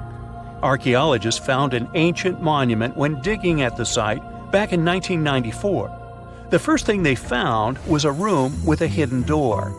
Once they opened the door, they discovered a long corridor. Finally, at the end of this corridor was the Queen's chamber. The team of archaeologists was beyond excited to unearth this chamber with the mummy of the Queen herself still inside it. They found her to be accompanied by her pearls, jade shells, and expensive rocks. But as the team explored the remains, they saw something rather strange. The room was filled with a red-colored powder. Researchers knew that the color red was important to the Mayan people, and that much of their clothing and buildings were decorated with this color. But they didn't understand why the queen was buried with this unknown red substance. After they took a sample back with them for further analysis, they discovered that the red powder was cinnabar, a very dangerous mineral. This powder, when inhaled, can cause, shall we say, severe health damage to a person. The team concluded that this could only be a trap for anyone trying to steal her riches. Okay, so dangerous powders might have worked as the most intense traps we've seen until now. But perhaps the cheapest way to keep out unwanted visitors was to advertise spells written out all over the monument. We'd probably laugh at these today, but back in the day, they were more or less effective. Spells usually said that the person who took anything from that place would meet a tragic fate. Some spells said that robbers would lose their houses in big fires or terrible floods. Other spells said burglars would have incurable and undiagnosed health issues, but they weren't really enough to stop people from taking any gold. There are some stories surrounding how these spells might have been real. One of them is from the famous British Egyptologist Howard Carter, the one responsible for unearthing Pharaoh Tutankhamun's resting place in the 1920s. After months of unsuccessful digging, Carter discovered the tomb's existence by chance. He found the entrance to a stairway right beneath the soil where he had been searching all those months. With the help of a team, he cleared the piles of sand blocking the stairs and discovered a doorway. The door had several royal symbols carved into it, and Carter knew this could only mean a very important person had been buried there. And he was right. With a chisel, he made a hole in the top left-hand corner of the doorway and lit his vision with the help of a candle. He couldn't believe what he was seeing, the reflection of several golden and jeweled items crowding the chamber before him. Lost for 3,000 years, Carter had just discovered the final resting place of King Tut. But the story didn't finish here. This discovery was accompanied by a series of unfortunate events that led people to believe it had something to do with the Pharaoh's spell. Carter himself mysteriously passed away just a few years later, and some of his assistants lost their houses in floods, just like one of the spells threatened. Some say it's just coincidental, as there's no real proof of these things being connected. Well, what do you think? Was this an effective trap after all? Over millions of years, our planet has changed a lot. Ice ages, shifting tectonic plates, global floods, meteorites. Whole species of animals have come and gone over millennia. At some point in all of this, we humans came along. Now imagine a place that was cut off from the rest of the world for 5.5 million years, possibly much more. A place that no human had ever set foot in before. In 1986, we finally found it. Movila Cave. You head to the airport and buy a ticket to Romania. Next, you rent a car and drive southeast. You're looking for Constanța County, right near the Black Sea. Your phone says you're there, so you stop the car and look around. You're in the middle of a deserted field, nothing but a wide, lifeless plain. Then, you see it. A hole in the ground. As you move closer, you realize it's a shaft that leads deep down into the Earth's crust. Before you descend into the darkness, you take a rope, a hard hat, a powerful flashlight, and an oxygen tank. Don't forget to wear your protective suit and oxygen mask. You climb down slowly and look around. It's pitch dark below you, and you feel a little uneasy. But something's off. The darkness. It's not cold. Warm air wafts up from the depths. Finally, you feel the ground under your feet. You look around and see a lot of tunnels ahead that lead into the depths of the cave. The tunnels are covered with dry clay. Moving forward on all fours, you notice something. The air is getting warmer and wetter. You come out of a narrow tunnel and find yourself in a huge cave with a lake in the center. Now for the hard part, you have to dive in. The moment you get in the water, you get attacked by the smell of rotten eggs. You've just touched sulfide water, and now smelly hydrogen sulfide is everywhere. That's not all. The cave is also filled with carbon dioxide. Normal fresh air on the surface is about 20% oxygen, but here it's only 10%. Not enough for us to survive without our trusty oxygen tank. Still, all those other gases give you a nasty headache. You turn on your flashlight to full power and dive under. Somehow, you need to swim through these narrow underwater rifts. There are a lot of them. It looks like an underwater maze. You're a little worried, but your O2 tank is still pretty full. You squeeze through the rifts and finally find an open area. You freeze. From above, below, from all sides, you start to hear the sound of crawling creatures. The flashlight beam catches thousands of slippery, fast insects. This cave contains 48 species, 33 of which are completely new to us. Strange white snails crawl along the walls, and transparent shrimps, even small leeches, swim in the water. White centipedes with huge whiskers and transparent spiders shuffle around under your feet. There are even 2 species of scorpion, as if you weren't scared enough. Water scorpions and another kind, as yet unidentified. It's not exactly your typical desert scorpion. Actually, nothing around here looks normal. All the creatures here are white or transparent. They don't have eyes, just long legs and whisker antennas that help them navigate in the watery darkness. It's a sci-fi director's paradise. You couldn't make this stuff up. The deeper you go into the cave, the less oxygen there is. Amazingly, there are even more small monsters running around. The air is all methane and carbon dioxide. These bizarre little things have never seen the sun, never been out of this cave. The spiders, scorpions, and leeches get hungry, right? They feed on smaller creatures, snails and worms. But what do the smallest creatures eat? Just then, you notice something very strange on the surface of the water. There's a gross white substance that looks like foam. You touch it carefully. It's like wet toilet paper, and it tears as soon as you touch it. But it's not foam or paper. It's billions of living organisms, bacteria, called autotrophs. These bacteria make food from carbon dioxide, but they don't make it from the air like plants or trees. They use water. It's called chemosynthesis. These tiny bacteria excrete their unused food, and bigger ones come along and eat it. Then the tiny snails and worms eat the big bacteria. A whole wacky, unique food cycle deep underground in a random cave in Romania. That's why you need that protective suit and mask.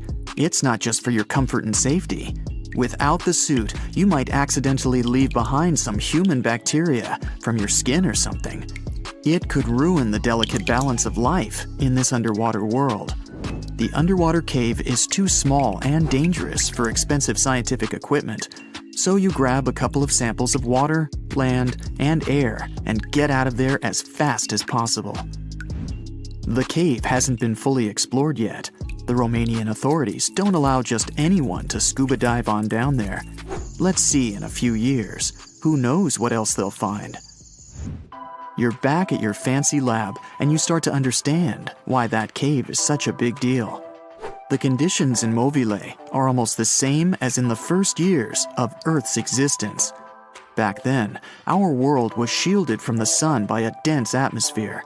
It's actually possible that the microbes found in the cave are the same ones that were around way back when life began. These bacteria could turn out to be incredibly useful.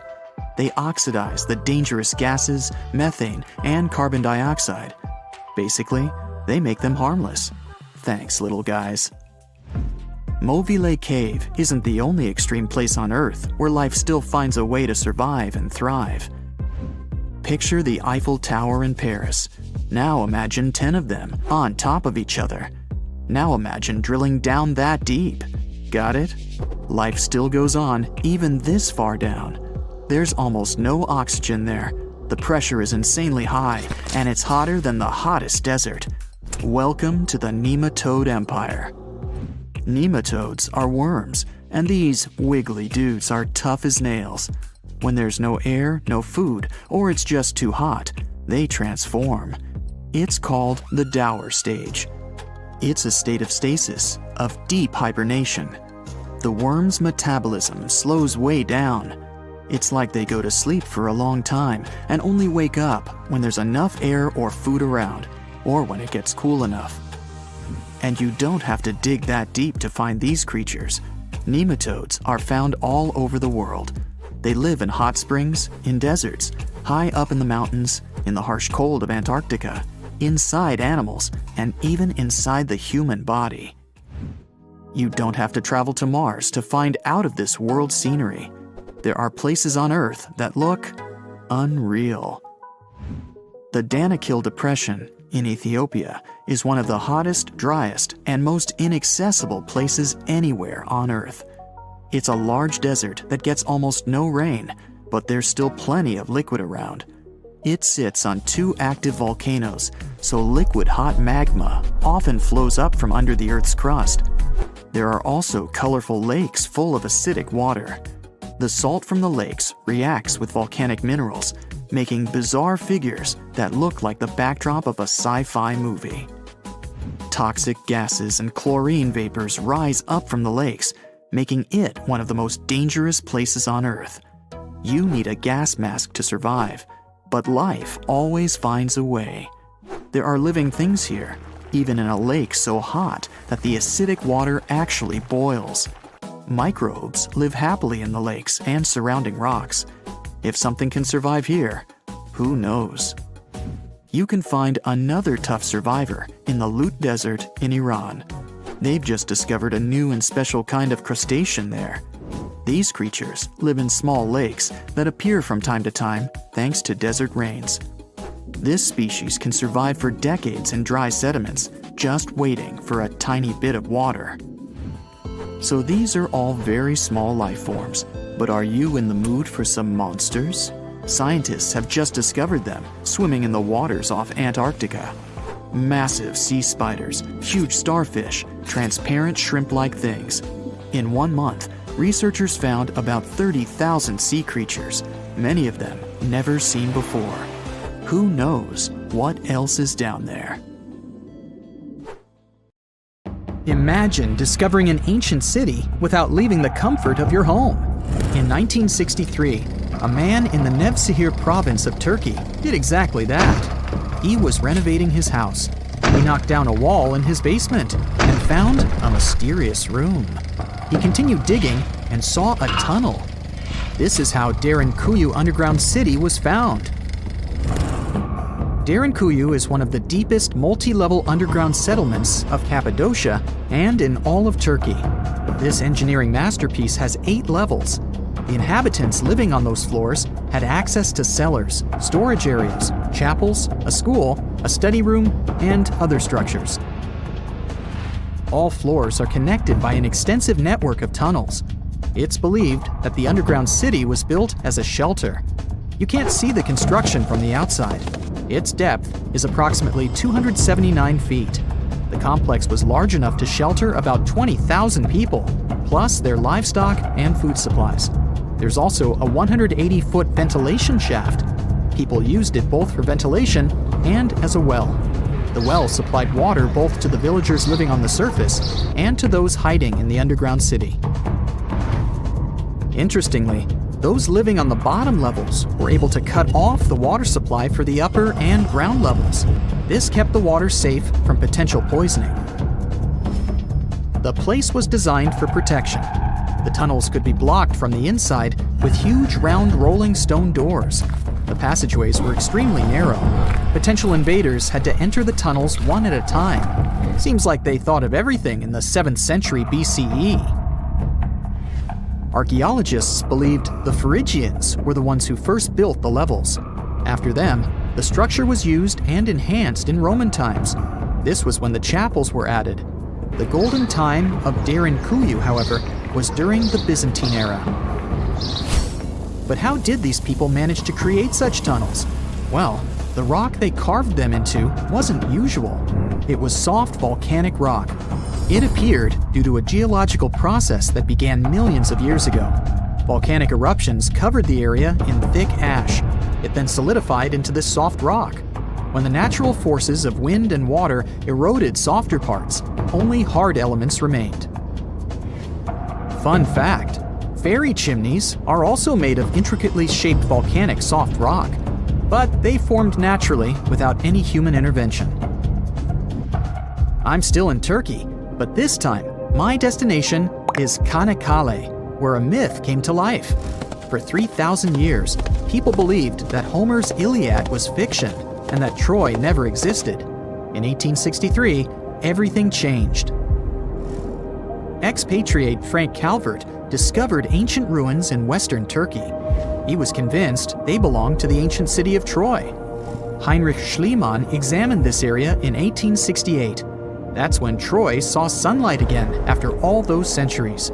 Troy has complex layers. Over the years, 9 ancient cities were built on top of one another. Historians say that the area was strategically located between Europe and Asia, so it became a prosperous trade and cultural center. This strategic position made Troy attractive throughout history. After the Trojan conflict, the city was abandoned between the years 1100 to 700 BCE. Then Greek settlers rediscovered the area, and Alexander the Great ruled there. The Romans then invaded the city. Speaking of this event, the first thing you would see when visiting the site is a replica of the wooden Trojan horse from a movie shot in 2004. The next stop is Lothal. In the 1950s, Lothal and several other Harappan sites were discovered in India. These new provinces extended the boundaries of the Indus Valley civilization. Lothal was an important part of the Harappan civilization. It had vast cotton and rice fields. Plus, it had a bead-making factory. Beads were made from semi-precious stones, like agate. Many of these beads were later found in Mesopotamia, which serves as evidence that Lothal was a thriving trading port. Archaeologists believe that the city was part of an ancient trade route. Traces of agriculture? Check. Traces of trade? Check. What else? The remains of residential buildings, streets, bathing pavements, and drains. Some real city planning, and impressive examples of early urbanization. The town was well constructed. There were modern houses. Some of them had 6 rooms, bathrooms, a large courtyard, and even a veranda. Lothal also had the world's oldest known dock. It linked the city with the Sabarmati River and the trade route. The ancient Mayan city of Calakmul is located in southern Mexico in the tropical forest of the Tierras Bajas. From 500 CE to 800 CE, Calakmul was home to over 50,000 people. There was a central plaza surrounded by outer districts.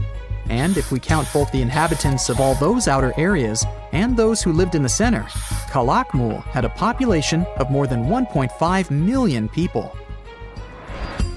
It was a city that was habitable for 12 centuries. It's believed that the place had more constructions than any other excavated Maya settlements in the region. After 1000 CE, the Maya civilization there faced a downfall. The settlement that was once the center of Mesoamerica was almost completely abandoned. The ancient city was at the heart of the second largest tropical forest in America. The site is well preserved, so today, if you were to visit it, you would be able to picture what life looked like in ancient Mayan times. The city remains include architectural complexes and sculpted monuments, defensive systems, quarries, water management features, agricultural terraces, massive temple pyramids, and palaces, not to mention a variety of body ornaments and other accompanying objects. It proves that complex state-organized societies lived in this tropical forest. The Mayans depicted nature in their paintings, pottery, sculptures, rituals, and even food. I'm moving on to a place people thought didn't really exist. The city of Thonis Heraklion appeared only in a few inscriptions and ancient texts. Turns out, it was waiting to be discovered for thousands of years.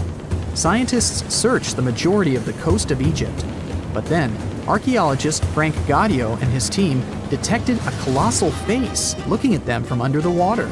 The ancient city of Heraklion was discovered completely submerged 4 miles off Alexandria's coast.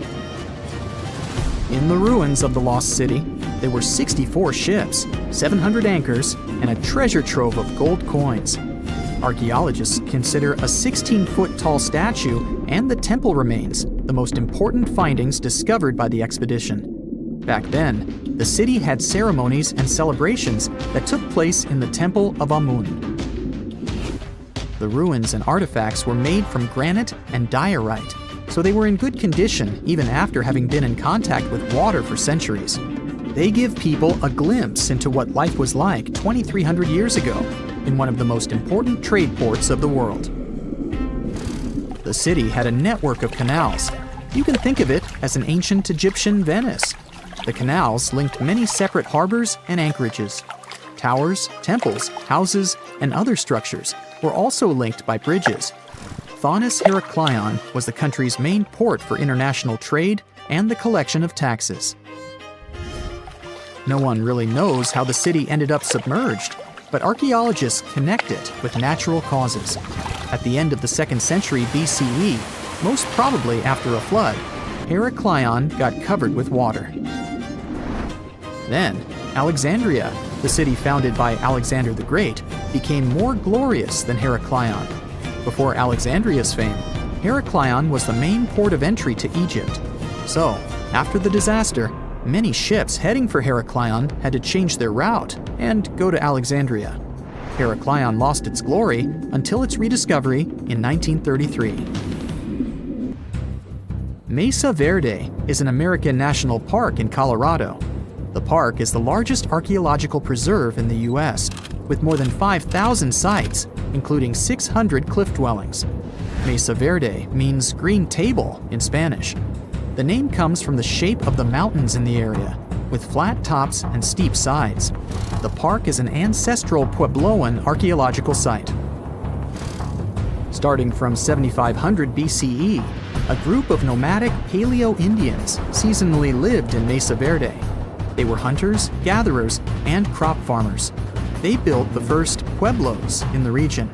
By the end of the 12th century, the Mesa Verdeans began constructing massive cliff dwellings, which are now the best-known structures in the park. The conditions on this mysterious island might teach us how we can live on Mars one day.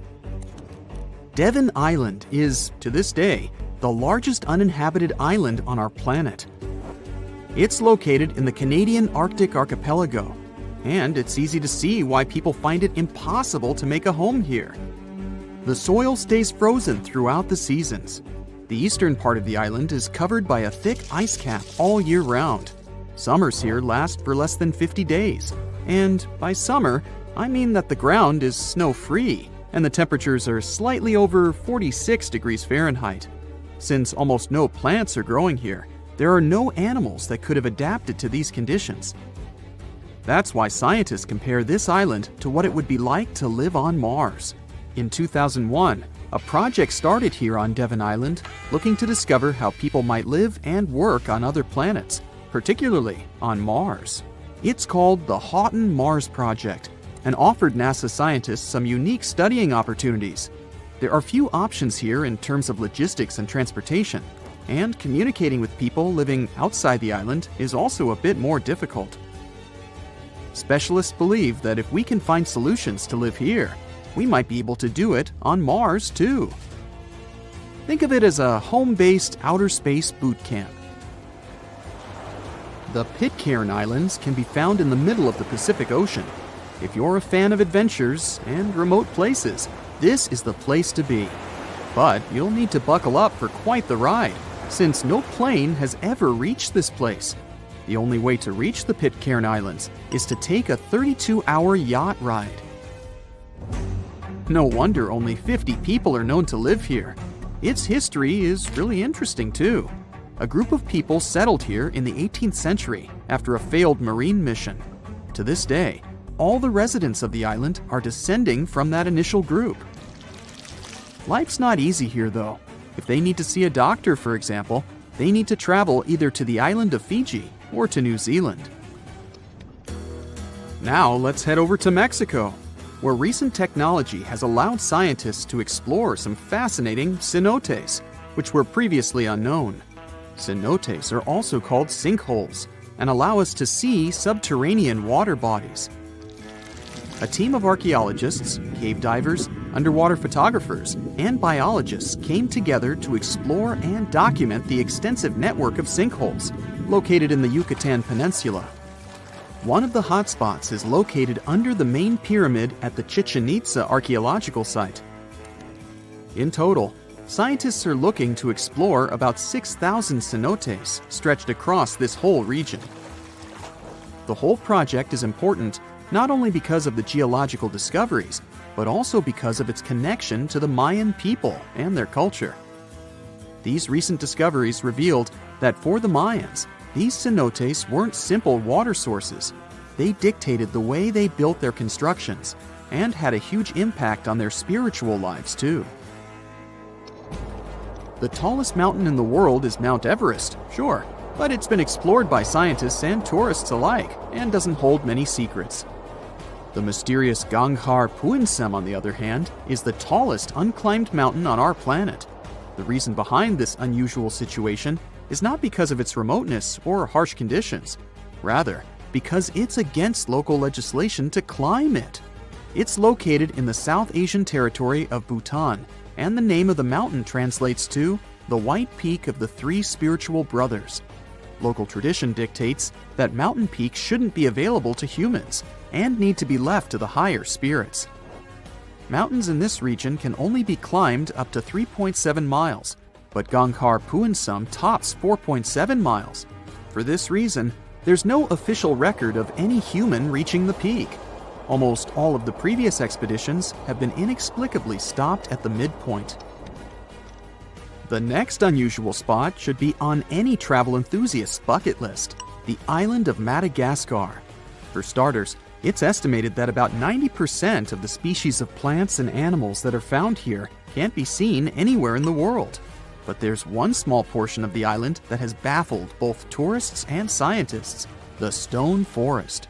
It belongs to the Tsingy de Bimaraha National Park and features some unique limestone formations. They look like thousands of spiky towers that stretch hundreds of feet into the air. The distance between these formations can be anywhere from a few inches to the length of a city street. As beautiful as it is, it's really hard to get here. It'll take you a few days to get there from the nearest city.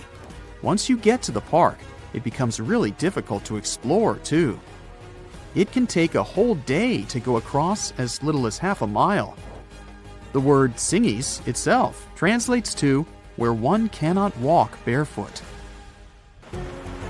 To visit the remotest village in the whole world, you'll need to prepare yourself for quite the journey. From the United States, for example, the easiest route involves a 15-hour flight to Cape Town, South Africa, followed by a 6-day boat ride to reach Tristan da Cunha.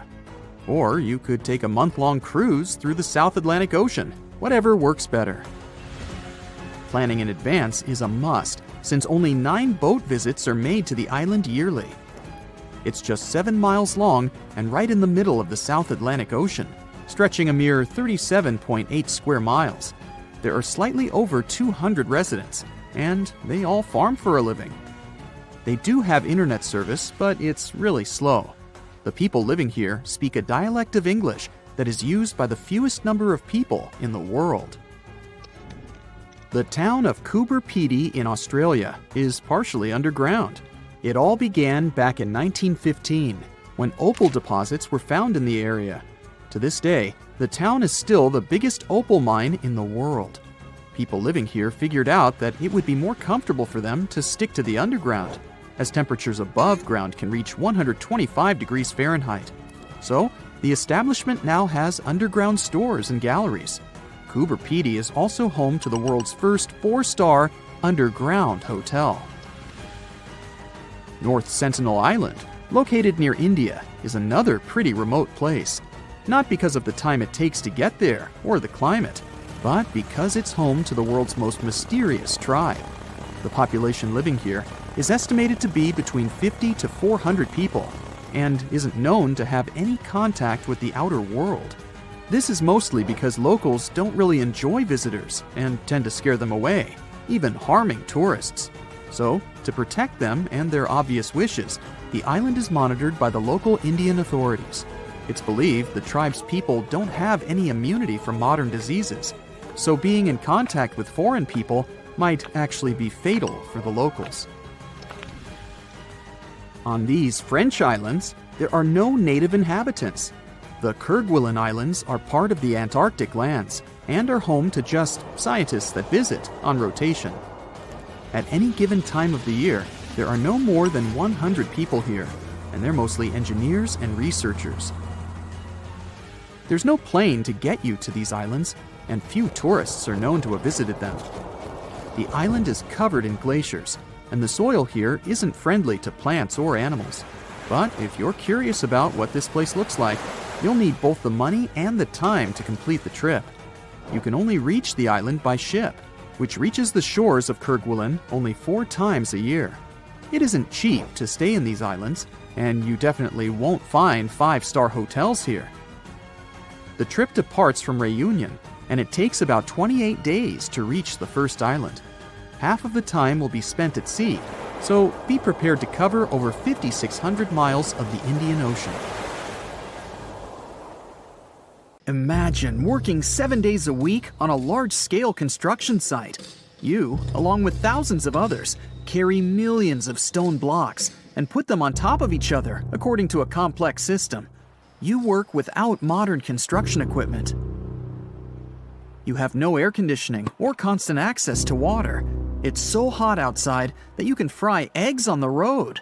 You've been building the pyramid for decades, and now, when it's finally done, you enjoy the result of the colossal work of thousands of people. You're looking at a giant cultural monument of global value that will freeze in time and amaze people for tens of thousands of years.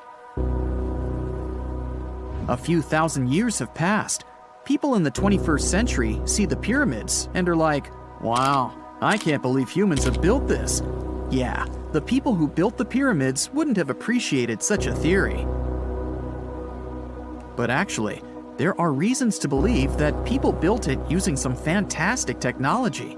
From the outside, it seems the Great Pyramids are just big triangles of stone. People just put some heavy blocks on top of each other, and that's it. In fact, the design seems too perfect to be true. The pyramid consists of more than 2 million blocks. They lay so close to each other and are so even that you couldn't squeeze even a thin sheet of paper between them. Scientists still can't figure out the exact technology for building the Egyptian pyramids. One of the biggest and most famous is the Great Pyramid of Giza. This huge construction, well known all over the world, has one big secret. There should be a capstone on top of the pyramid. It's a triangular-shaped stone block, a small pyramid on top of a huge one. It's also called a pyramidion. The builders of ancient Egypt made it out of granite and limestone and covered it with gold. No records or old drawings prove that there was a pyramidion at the top of the Great Pyramid of Giza. But there's another ancient Egyptian structure with such a triangle, the Red Pyramid. It was built before the Great One, and its capstone has survived to this day. Archaeologists have found and reconstructed it. But where could the capstone of the Great Pyramid be? It's a mystery that still has no answer. Some are sure that some thieves have stolen it from the top. Maybe they just climbed up and pushed the pyramidion down. It makes perfect sense. The capstone was probably the most valuable element of the pyramid. Many scientists and archaeologists still don't know its exact purpose. Some believe that this peak covered with gold glorified the pharaohs. The capstone reflected moonlight at night and illuminated the entire space around it. During the day, the capstone reflected sunlight with its shiny surface. You could have noticed it from afar. The top of the pyramid was a kind of guiding star for lost travelers. All other stone blocks of the pyramid consist of limestone. People polish them to make them look shiny. In the past, they were even glowing and reflected light. You could see glowing pyramids from space, although they looked like tiny lights. Over thousands of years, winds, sandstorms, and rains have changed the pyramid's appearance. If people had taken care of them all this time, they would have looked like something out of science fiction movies, or the pyramids from Las Vegas. But unfortunately, we will never see their original appearance. Some archaeologists and scientists believe that the capstone could absorb the sun's energy and distribute it evenly throughout the pyramid. No one knows precisely why the Egyptians needed this technology. There's a theory the pyramids are ancient energy systems. The pharaohs applied this energy to use some unique technologies that were more advanced than all the achievements of the 21st century. And the triangular shape of the pyramids was ideal for boosting this electromagnetic energy. In theory, solar radiation, or electromagnetic forces, accumulated at the top of the pyramid, filled the inner rooms, and then went down the walls to the base. Any surface distortion could prevent the flow from spreading, so they had to create a perfectly smooth surface. That's why they installed the blocks so that nobody could squeeze a needle or razor blade between them. Many people believe in this theory because they built the pyramids from limestone. This material can hold energy inside itself. In the inner part, they created granite deposits to cause air ionization, that is, to create an electric charge. They also dug channels under the pyramid for water to transmit electricity. And at the top, they put a gold capstone, the best conductor of electricity. So, this is how you get a great power generator. Different cultures used similar technologies to create electricity all over the world. But these are all theories. If it had been working, humanity would have used these technologies today. There are mentions of the metal industry, chemistry, engineering, physics, mathematics, and astronomy in some ancient records. Most scientists don't believe in all these things. We know the detailed stages of the technology's development in different cultures. In the 21st century, scientists, historians, and anthropologists can track the evolution of all modern devices. If people had created some technological inventions in ancient times, the history of the world would have looked different. Perhaps all the achievements of antiquity could have been wiped off the face of the earth by global cataclysms, and it can happen to us. Just imagine how people would dig up a laptop in 5,000 years. Perhaps they wouldn't understand what kind of device it is.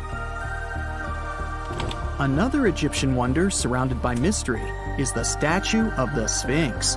The Egyptians carved it out of a single massive piece of limestone about 4.5 thousand years ago.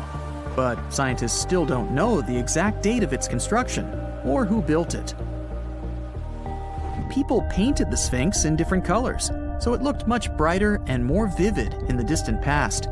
It was shining just like the Great Pyramids. Anyway, time hasn't only changed its appearance, but its name too. Initially, the Egyptians called it Hor-Mekhet. The Greeks renamed it the Sphinx about a few hundred years after it had been built. The Sphinx emphasized the greatness of the rulers of Egypt. It also performed a symbolic function of a watchdog guarding the tomb of the pharaoh and the paths leading to it.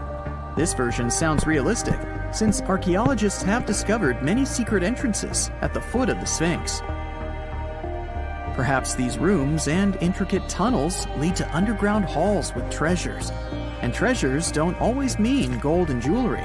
According to legends and theories, the Sphinx guards the Hall of Records, the storage of all humankind's knowledge. The information about the ancient mythical state of Atlantis could be there. You can find many detailed maps of the internal dungeons of the Sphinx on the internet. They show structures 12 stories deep under the statue. It looks like a small city filled with gold, scrolls of knowledge, and various ancient artifacts. But don't believe all these maps. These are just theories. Several thousand years have passed, but people have very little information about it.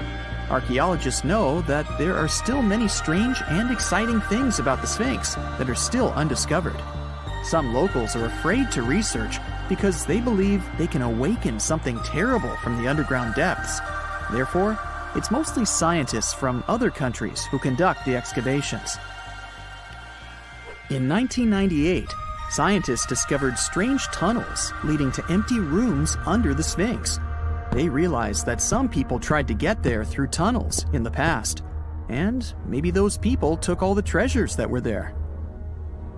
One of the legends says that some powerful artifact lays beneath the Sphinx. Its technology can change the whole world, but the locals are hiding it because it can damage the planet. Some believe that you can find evidence of unknown technologies painted on the granite walls in the pharaoh's tombs. But most likely, these paintings and signs tell us the myths and legends of ancient Egypt. But what if Egyptian symbols and drawings are detailed instructions for using ancient technologies? What if the locals that lived at that time thought, people in the future won't be able to get energy themselves. Let's leave some detailed instructions for them. Anyway, there are many riddles and theories. In reality, the search for answers is a dangerous undertaking, since it's not easy to get into the underground halls. Excavations can ruin the structure of the entire Sphinx. Any person inside the tunnels may get lost and never be able to find their way back. Besides, it costs a lot of money. Now, what would be awesome is if people could invent some device that could scan underground areas and show their detailed models. Can you tell me what date it is today? Piece of cake. You just look at your smartphone and voila, you immediately know the day, month, and year. But was it always this easy to tell the date? Did the ancient people even have the concept of a year that lasts 365 days? Yes and no. Mayan calendars had cycles. That's close to what we call a year. But the Mayan cycle was much longer, 819 days. And this is where the mystery begins. 819 days compared to what? When does this calendar begin, and when does it end? Scientists were asking themselves this question for decades. They discovered and deciphered the Mayan calendar during the 1940s. Recently, two American scientists, John Linden and Victoria Bricker, came forward with a solution. So, what did they do differently from their predecessors? The duo deciphered the code by broadening their thinking. They expanded the calendar from 819 days to full 45 years. That's 20 times longer than the original cycle. And a pattern started to emerge. This was a major breakthrough because the Maya told time in a complicated way. You can forget about the easy-to-read Arabic numerals we have today. These ancient people used glyphs. These are tiny images that represent characters, something like the icons on your desktop or universal symbols. When you see a little dot with 3 curved lines above it, you know there is a Wi-Fi network available. The Mayan calendar used glyphs that represented animals or natural phenomena. For example, there were symbols for a jaguar and an eagle. Each glyph marked one day. Each cycle is repeated 4 times, 8 and 19 x 4. Let's call these 4 cycles blocks. The Mayas colored each block differently. Scientists thought these colors corresponded to the 4 cardinal directions. Red was east, white, north. West was black, and finally, yellow marked south. But then the 1980s came. Yeah, this was a weird decade. The calculations were all wrong. Researchers determined that the colors were associated with the position of the sun in the sky. It turned out that the color yellow represented the highest point of the sun, which is called a zenith. White was the lowest point, called the nadir. It seems that the calendar showed just how good the ancient Mayas were at astronomy. This is most evident at Chichen Itza. This principal Mayan city is located on the Yucatan Peninsula, Mexico. There stands an impressive step pyramid. It is dedicated to the feathered serpent deity, and its alignment is perfect. Something marvelous happens here twice a year, during the equinoxes, March and September. These are the times when the sun shines directly over the equator. On these 2 dates, the day and night last the same. At the site of the pyramid, sunlight first illuminates the sculpture of the serpent head at the base of the structure. Then it makes its way up the 91 steps. This creates the illusion that a snake is slithering down the pyramid. Even today, people gather to witness the sight. And it must have been more impressive when the Mayas completed the structure 1050-1300 CE. Do you know what a synodic period is? Neither do I. But Mayan astronomers did. A synodic period is the time that passes before a stellar body does a full lap. For example, this is the period between 2 full moons. When you look from Earth, this period lasts roughly 30 days. And the Mayas were looking at the skies non-stop. They carefully noted the synodic periods of all planets. From Venus to Saturn, these ancient astronomers kept records of nearly all celestial bodies. But what does this have to do with their calendar? The American researchers' calculations revealed the link. Let's take the planet closest to the sun as an example, Mercury. Its synodic period is 117 days. Multiply that by 7 and you get which number? Exactly 8 to 19, when 17 x 7 equals sign 819? Coincidence? Definitely not. Because synodic periods of other planets also neatly match the magical figure 819. But this is not visible from a single Mayan cycle. Scientists had to expand it several times to discover the pattern. There is a reason why no one could decipher the code for so long. They were focused on a single planet. The trick was to add the Mayan calculation for all the planets. Researchers just needed to see the bigger picture. This brings us to the year 2012. Can you remember that some people thought that the world would end on December 21st? That turned out to be a bust. We are alive and well now. But what started this false rumor? The Mayan calendar, of course. You see, these ancient people based their calendar on long periods of all the planets. That included a lot of complicated math and a lot of multiplying. This 2012 was simply the time when their cycle ended. It is known as the long count. This period is the same as our year. For the Mayas, 2012 was something like the 31st of December for us. Just an end of a cycle in which they measured time, so there was no need to panic. Those New Year's Eve parties might be a bit wild, but the world doesn't end on January 1st. The Mayas stretched more than their calendar. Rubber was the name of the game. Yes, you've heard it correctly. These ancient people were making different grades of rubber 3,000 years before one famous American did, Charles Goodyear. They would extract natural latex from the rubber tree. This is a milky substance that can be turned into rubber. And they weren't the only ones. Scientists found evidence that their neighbors, the Aztecs and the Olmecs, did the same. But what did they do with rubber? They didn't need car tires, definitely. But it's cool to have a nice pair of sandals for the beach. The Spanish wrote about rubber sole footwear that natives wore. Sadly, scientists still haven't found them. That would be a big step for archaeology. So the Maya were playful with rubber, literally. Researchers guessed that they produced balls from latex. These were bouncy and ranged in size from a softball to a soccer ball. A typical Mayan ball game, pits, involved 2 hoops. You must be thinking basketball, but not quite. The hoops were set on walls, 23 feet high. Compare that to the NBA standard of 10 feet. And the hoop was the other way around. There is also a sweet side to the story of the Mayas. These ancient people enjoyed chocolate. In fact, the modern word chocolate probably comes from their language, xocolotl. This meant bitter water. Okay, you get the bitter part, but why water? The Mayas didn't produce chocolate in the form we know it today. They didn't make bars of chocolate, they drank it. Smashed cocoa beans made for excellent drinks. The Mayas perfected the mixture over time and even added spices. Anyone up for a fiery chocolate drink with stew peppers and cornmeal? Who knows, maybe this beverage actually tasted well. Cocoa beans were sacred and used as a currency. Researchers believe all social classes got to enjoy it. Free chocolate for all sounds nice even today. But where did the Mayas get clean water for their cocoa drinks? From the oldest known filtration system in the Western Hemisphere. It was based on zeolite. These are minerals that contain aluminum and silicone compounds. And guess what? Modern air and water purifiers still use this material. Mayan tech wins yet again. Back in Europe, Roger Bacon developed a sand filtration system in 1627, some 1,800 years after the Mayas. But what about regions without rivers, lakes, or springs? Mayan engineers had it all figured out. Rainwater. They would carve out large reservoirs in the limestone bedrock. Then, they would coat these underground caves with a layer of a watertight material. The final step was to make small channels that collected water from the hills above. Scientists estimated that just one of these reservoirs could hold on average 10,000 gallons of rainwater, enough to fill 55 modern hot tubs. The year is 1923.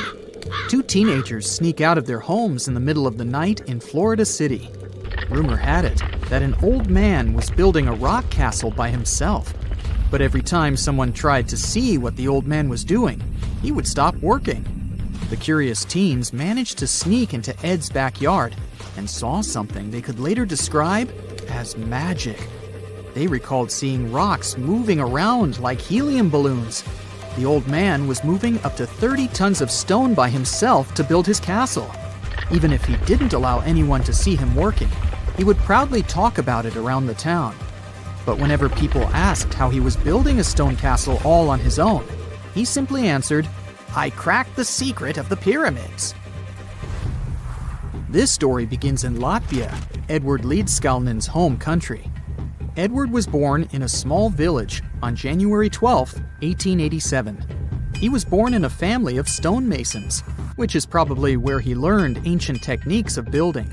However, he grew up as a sickly boy, which meant he could never carry much weight or undergo heavy physical activity.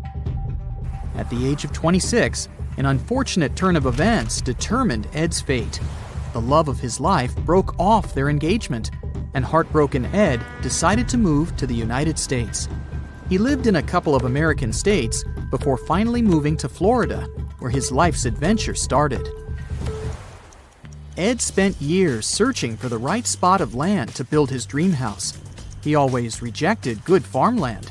When people wondered why, he only smiled. Finally, when he bought land of his own, it was deemed terrible by his close friends. The soil was bedrock. He could neither plow nor farm it, but it seemed perfect for what he was seeking to build. Ed's close friends would often describe him as eccentric. When asked why he wanted to build a house, he would only say, "It's for my sweet 16. Someday she's coming back." Then, he changed the topic of the conversation. It took Ed about 30 years to finish Coral Castle, and he did it all by himself. He would only work under the cloak of night and never let anyone see what he was doing. The completed Coral Castle embodies a number of unsolved mysteries. If you were to visit the site back then, you'd have to go through a 9-ton, 8-foot-tall revolving gate door that even a kid could push with just one finger. Ed was so proud of this door that he originally named the site Rock Gate Park. It was renamed Coral Castle only much later, after Ed's passing. Once inside, visitors would access the incredible wonders of Ed's constructions: towers, mystic symbols, furniture, and swing sets, all made entirely of monolithic blocks of stone. The stones are set on top of each other, using only their weight to keep them together. And believe it or not, the entire park gathers around 1,100 tons of stone. Today, if you visit Ed's living quarters, you'll even see the simple instruments he used to construct all of this: chisels, hammers, ropes, and pulleys. The type of work he did is difficult even with modern-day equipment, let alone without it. Coral Castle's main mystery lies in how Ed managed to do it. The only photograph of Ed Leedskalnin at work shows a simple leverage structure of a chain hoist attached to a wooden tripod. The tripod was made of old telephone poles with a small wooden box on top. What was in the box is, of course, a mystery. Unfortunately, he took his secrets with him, not sharing the truth of his work with anyone else. Yet, not all is lost, as there are many theories and speculation surrounding what could have happened there. One theory says that there is a harmonic grid inside the Earth's surface, something that would create anti-gravity spots around the globe. It's believed that Coral Castle was built in such a spot. This could explain why it took Ed so long to find land that pleased him. Maybe what he was looking for was a place that allowed him to experiment with anti-gravity forces. Yet, whenever Ed talked about his work, he would say he understood the laws of weight and leverage, and, sure thing, that he had cracked the secret of the pyramid builders. And what secret is that, you might ask? According to Ed himself, it has to do with magnetism. He even published a pamphlet called Magnetic Current. There, he explains that every object has magnetic particles inside of them. A person just needs to understand where they are located inside such objects. This way, objects can be lifted and moved around without much effort, just like moving something heavy underwater. Researchers say that if we assume Ed Leedskalnin and the pyramid builders used the same technique, then it would only have taken 4,700 workers to build the Great Pyramid of Giza, instead of the 20,000 to 100,000 that is currently estimated. But this story just keeps on getting more and more mysterious. In the late 1920s, Ed was finishing the construction of Coral Castle in Florida City. Rumors about his work had spread around town. People said Ed was hiding a stash of money somewhere in his living quarters. One night, a group of men waited until Ed was alone and broke into the castle to rob him. They couldn't find the money and, luckily, didn't harm Ed. But in the following days, he decided that it was best he moved out of that land. Of course, he took more than his toothbrush along with him.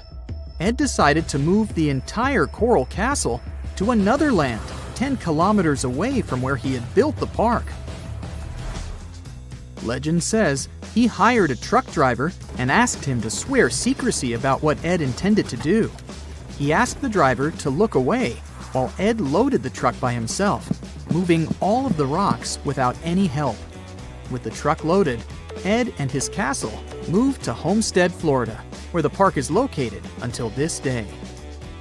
In 1986, a group of engineers from Florida University was called to try to fix the park's gate entrance, the 9-ton revolving door that Ed was so proud of. They arrived with plenty of modern-day equipment, including a 20-ton crane. When the engineers took the door down, they noticed that Ed had used a strange circular stone at the bottom of the revolving door.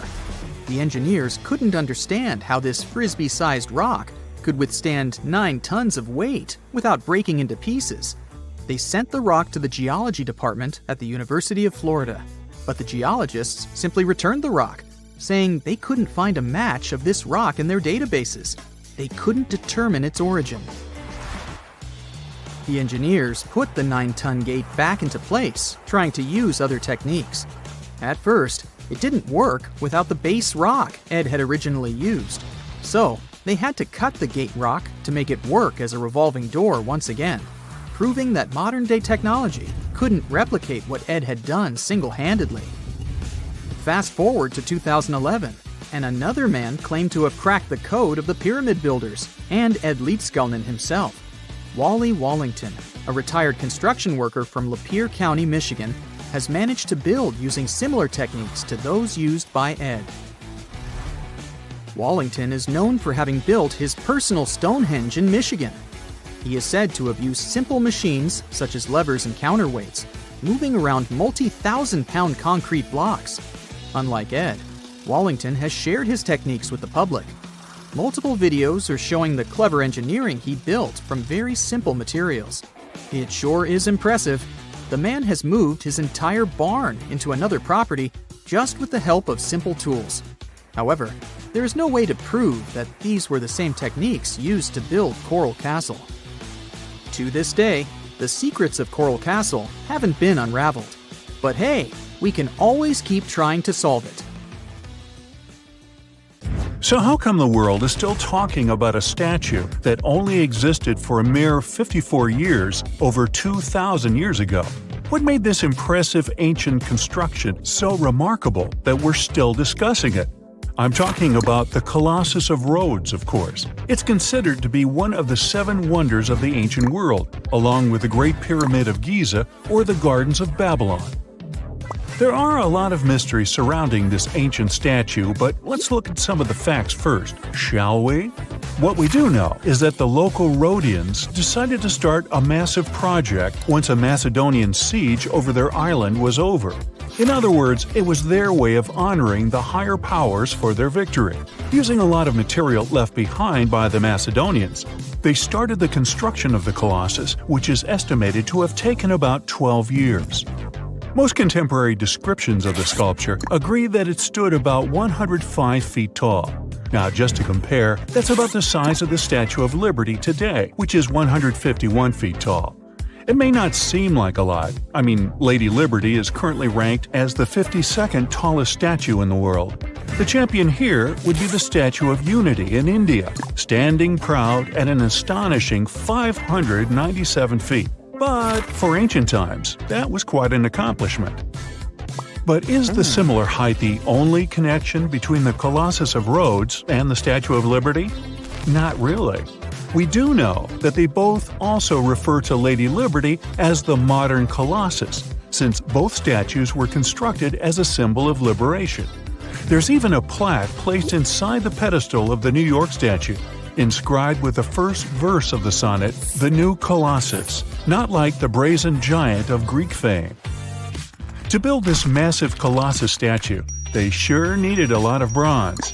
Some ancient records even recount that the construction required 27,000 to 29,000 pounds of bronze.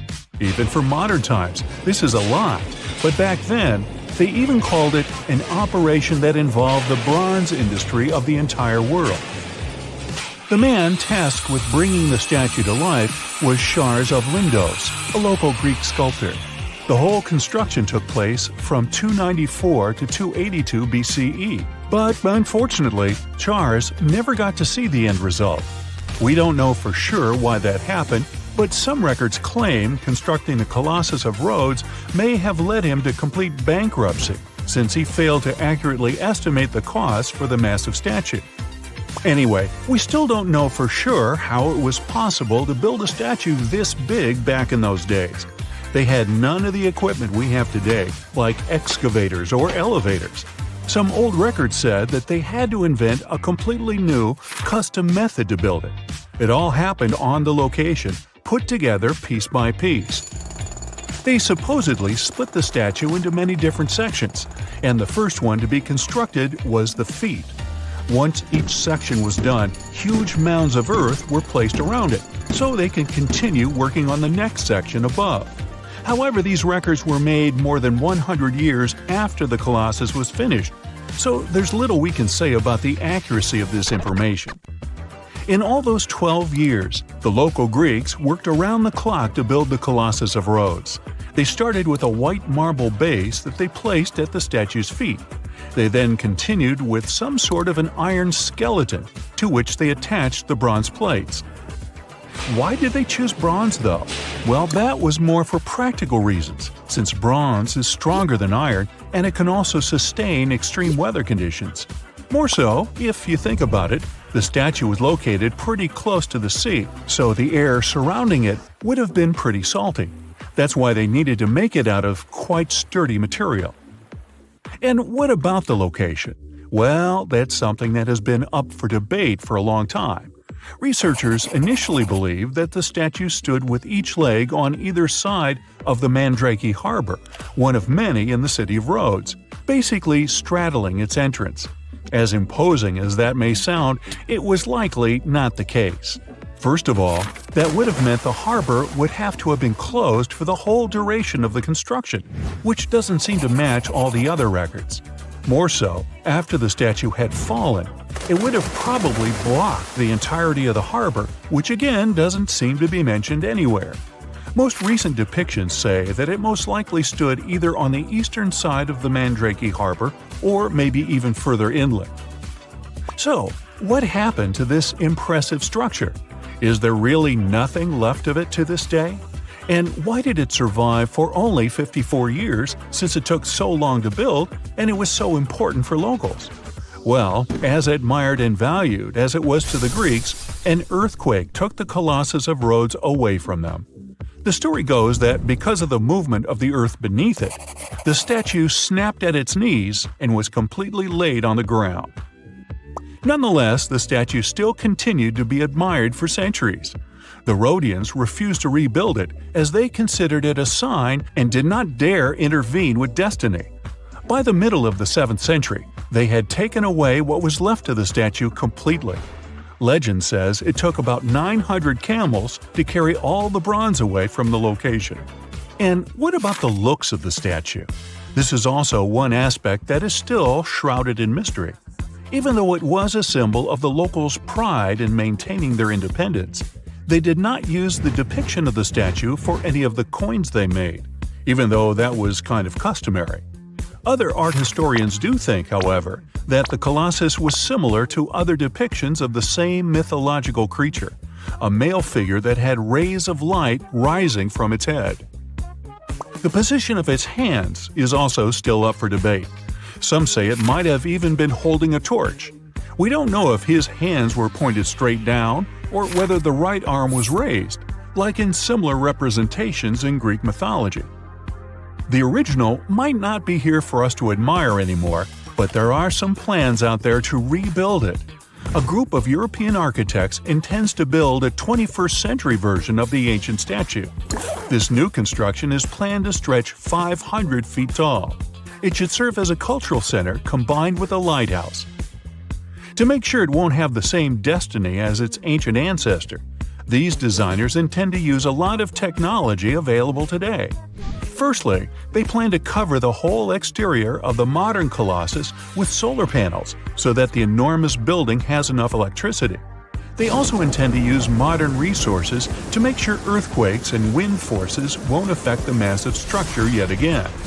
To do that, they plan to build the statue as a tripod structure, made from its 2 legs and a third pillar of support, constructed from the sash draped over the statue's arm and touching the ground. They also plan to place heavy steel support around the base for counterbalance. They even thought of a suspension system that would permit the statue to rock back and forth, making it a bit more flexible and able to resist all the various weather conditions. The manufacturer's suggested retail price on this project is quite high though, estimated at around $283 million. Supporters of the modern Colossus are optimistic as they are certain they can raise that impressive amount of cash through crowdfunding and private investments. It's 1898, and you're taking part in excavations in Saqqara. This place, not far away from Cairo, is full of ancient tombs and pyramids. You're in your Indiana Jones mood and hope to find something really phenomenal to become famous. Gold, manuscripts, treasure maps, mummies of famous pharaohs. Wait, a wooden bird? You're really disappointed as it looks like a regular toy. An old one, but still. Little do you know that years later, someone would propose that your bird was actually an ancient monoplane. So the artifact, nicknamed the Saqqara bird, is made of a sycamore tree. The birdie has a wingspan of just 7 inches and weighs around 40 grams. A perfect original souvenir from Egypt, I would say. It's over 2,000 years old and looks pretty plain, without any carvings of feathers or other intricate ornaments. It has a beak and eyes though, which makes our find look like a hawk, the emblem of the deity Horus. Its tail is rather unusual as it's squared, looks weirdly upright, and it seems like the sunken part of it was the place for a now missing piece. Humans love solving a good mystery, so there have been several attempts to explain the use of the birdie. First, quite simply, is that it was a ceremonial object. The second idea is that it was a toy for a child from some well-off family. It could have been some sort of boomerang, which was a popular concept in ancient Egypt. Then there was a theory that the bird had been used as a weather vane. But this one has been debunked as the figure doesn't have any holes or markings, except for the one made at the museum in Cairo to fix the exhibit on a stick. So there was no way to hang it in the past. Almost a century after the bird was found, Egyptologist Dr. Khalil Masiha proposed a new theory that it could have been a model of a monoplane. He believed the bird was missing a horizontal tailplane. Otherwise, it had its wings set at a right angle, similar to that of modern planes. It could have worked to generate the aerodynamic lift necessary for flights. Dr. Masiha also claimed that it was common at that time to place miniature models of technological inventions in tombs. So, did the ancient Egyptians really invent the plane in 200 BCE? That would make the Wright brothers, who are considered the inventors of aviation, really upset. They made one of their first flights only in 1903. There's just one way to know for sure, and that is to test the model. But you know, the ancient museum in Cairo would unlikely let one of their cherished exhibits fly around like a toy. That's why glider designer Martin Gregory built a similar model, this time of balsa wood, and concluded that even with the missing tailplane, the plane wasn't much of a flyer. Case solved? Not really.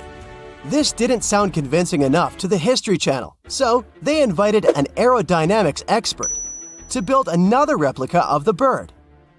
He tested it in weather conditions similar to those in Egypt and was impressed with the little plane's abilities.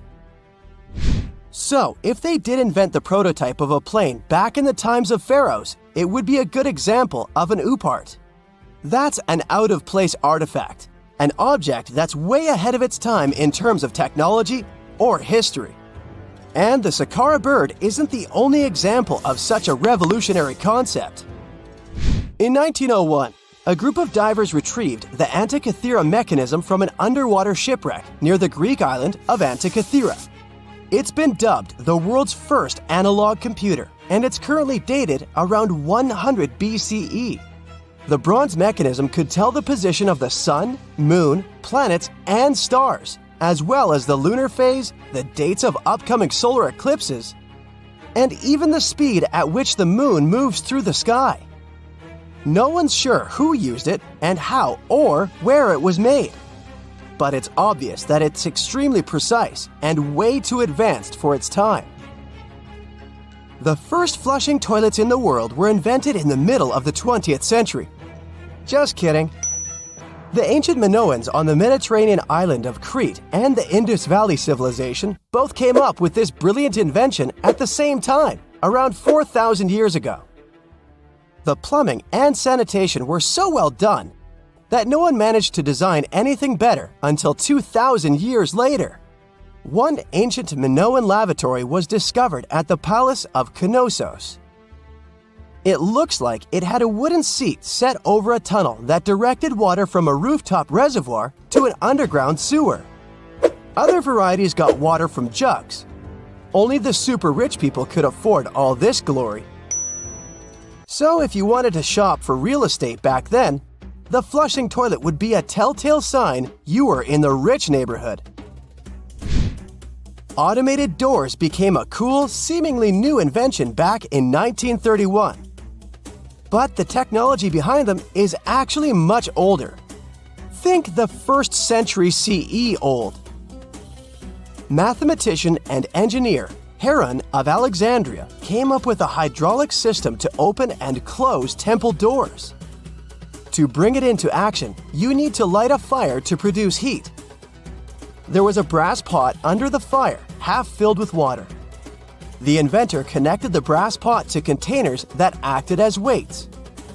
When the fire was burning, the water moved into the containers. They went down and pulled the ropes. It was nothing like a supermarket door that opens in front of you before you even have time to think. Heron's door took hours to open, and there was no way to stop the process. That's why they only opened the doors once a day before people entered the temple, to add some mysticism at the temple during ceremonies. Spooky. Looks like the first ever battery was invented in Baghdad around 2,000 years ago. A German archaeologist found this oval-shaped clay jar in 1938. Scientists are still not sure what purpose it served and who exactly invented it. There is a theory that it was used for electroplating objects with precious metals. When they filled it with a weak acid like vinegar, the battery produced around 1 volt of electricity. Another theory says it was a vessel for sacred scrolls. Would you like to buy contact lenses designed by Leonardo da Vinci himself? In 1508, he invented a glass lens with a funnel on one side. You were supposed to wear it with water inside to improve your vision. Sounds a bit uncomfortable, doesn't it? So, around a century later, French scientist René Descartes decided to improve the idea and make the cornea contact the future lenses. Contacts because they contact your eyes, get it? The glass tube with liquid did help improve vision, but blinking was sadly impossible. 2.5 centuries later, new technologies in the glass industry let scientists design contacts that would fit in the eye and even let the wearer blink. Thanks, guys! Still, those lenses were made of heavy blown glass and didn't let the eye breathe. About 50 years later, contacts became plastic, lightweight, unbreakable, and scratch-resistant, but still covering the entire eye. And then, in 1948, an English optical technician accidentally sanded down a plastic lens and figured out they'd still be in place even if they covered only the cornea. Imagine you're living in 19th century London and need to send a message to New York. It would have taken about 10 days to get there by ship. So when delivery time went from days to hours in 1858, it was a true sensation. The first message was sent by Queen Victoria herself. It was all made possible thanks to the transatlantic telegraph cable, running under the ocean. Sadly, the new cool invention only lasted a few weeks. It took years to bring it back to life. So imagine stumbling upon a creature so huge it could dwarf even the largest known marine animals today. Scientists discovered the fossils of this beast on England's coast and believe it once ruled the waves. The new species was named Ichthyotitan severnensis, but thankfully for me, scientists nicknamed it the Little Stock Monster. Its estimated lengths range from 72 to 85 feet long, almost as big as a blue whale. Megalodon can't even compare to this. It was only about 60 feet long. And what's crazy is that this fossil we found wasn't even an adult, so who knows what their actual size was. The first piece of the Little Stock Monster was discovered in 2016 in the Westbury Formation. Researchers found a 3-foot-long jaw part that belonged to an unknown species. For years, this single fragment had been driving them crazy because they had no idea what that animal was. Then, in 2020, a miracle happened, of sorts. A father with his 11-year-old daughter found the second piece of fossil on a beach. This discovery led to more findings. Finally, in 2022, The last piece of the literal jaw puzzle was found, buried along the Somerset coast. This leviathan belonged to the Shastasaurid family. Both the Lilstock monster and other Shastasaurids had one ancestor, so all the species in this family are super similar to each other. For example, all of them were the largest marine reptiles ever to exist.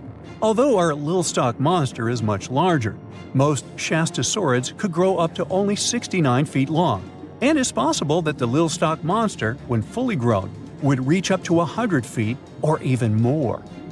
Both of their bodies were just perfect for cruising the ancient seas. These marine titans were elegant and slender, with an elongated snout. Other marine animals at the time were smaller and looked more like dolphins. Shastasaurids had long paddle-like limbs adapted for efficient swimming. Their skulls show large eye sockets, which means they had excellent vision. If you were in the ocean, no matter what time it was or where you were hiding, they could spot you. They were also incredibly fast and could dive to great depths. Of course, all these things made them the most terrifying predators. They ate pretty much everything, including fish and squid, and you if you were there. They probably captured their prey like whales, opened their huge mouths, and literally sucked the fish in.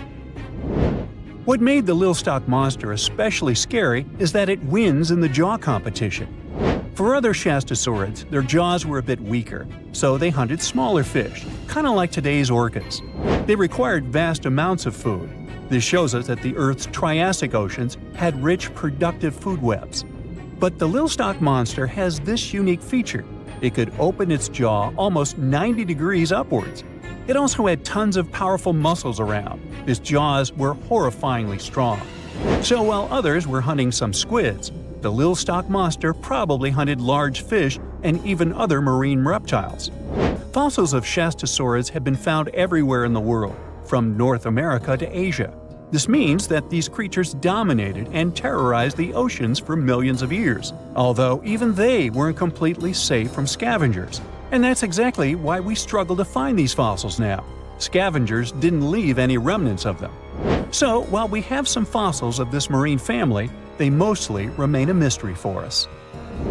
They lived in the oceans about 200 million years ago, in the late Triassic period. The Earth looked completely different back then. All continents were united in one Pangaea, a huge landmass. Some parts of this supercontinent were covered with lush conifer forests, while others were dry deserts and open prairies. It was before the famous Jurassic period, but there were already first pterosaurs and amphibians. It seems like those monsters were crazy resilient. The Triassic period was super unstable, but they survived through many changes in the environment. Well, until the last one. The Triassic extinction came out of nowhere. It was one of the Earth's big 5 extinction events. It wiped out almost all species on the planet, including these leviathans. It's still not clear what happened exactly, but it looks like there was a huge tectonic activity. Volcanoes in the oceans were going crazy back then. These massive volcanic eruptions have probably altered the climate and ocean chemistry, leading to the extinction of many species. Scientists have a theory that it might have happened because there was a rain of comets flying to our planet from the Oort cloud. This likely happens about every 200 million years or so. I wasn't around then, so I'm just guessing here. In any case, after the extinction, the Earth took some time to recover. Then it entered the famous Jurassic period. More terrifying sea monsters were on the way. One of them left us a colossal skull.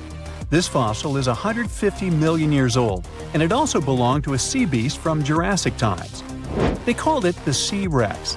The name is very fitting. This monster could have broken a car in half with one bite. It was also discovered accidentally. A fossil enthusiast was walking along the Jurassic coast.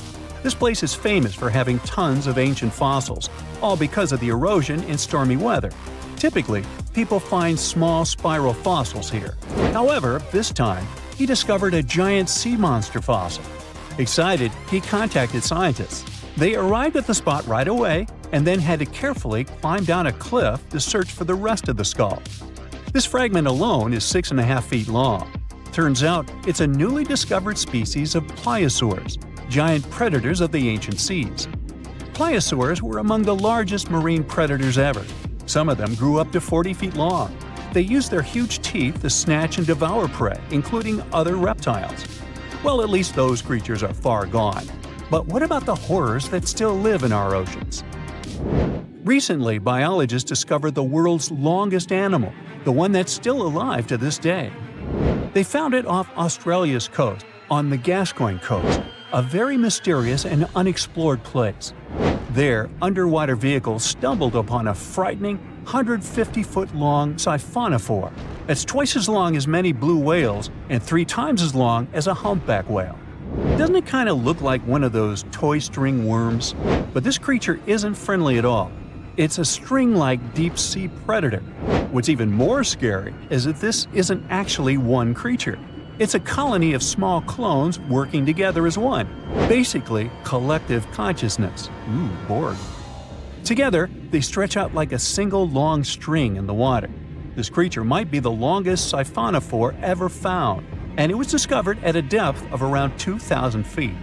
Siphonophores, similar to jellyfish, capture their prey by dangling stinging tentacles in the water. When their tentacles touch small crustaceans and fish, they get paralyzed, and then they're reeled up to the colony's body. Expeditions to Western Australia's underwater canyons were definitely worth it.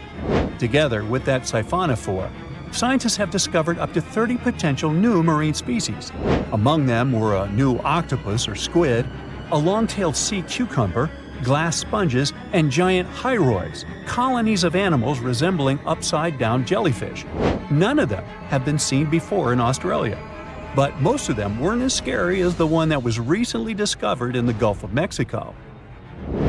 This creature is straight out of a sci-fi thriller, a 26-foot-long mangapinna squid or bigfin squid.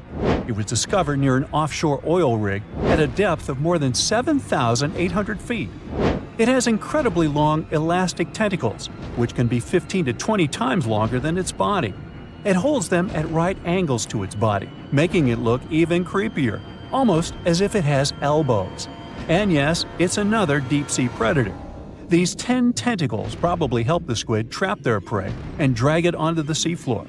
We barely know anything about this extraterrestrial-looking creature because they're very hard to find and study.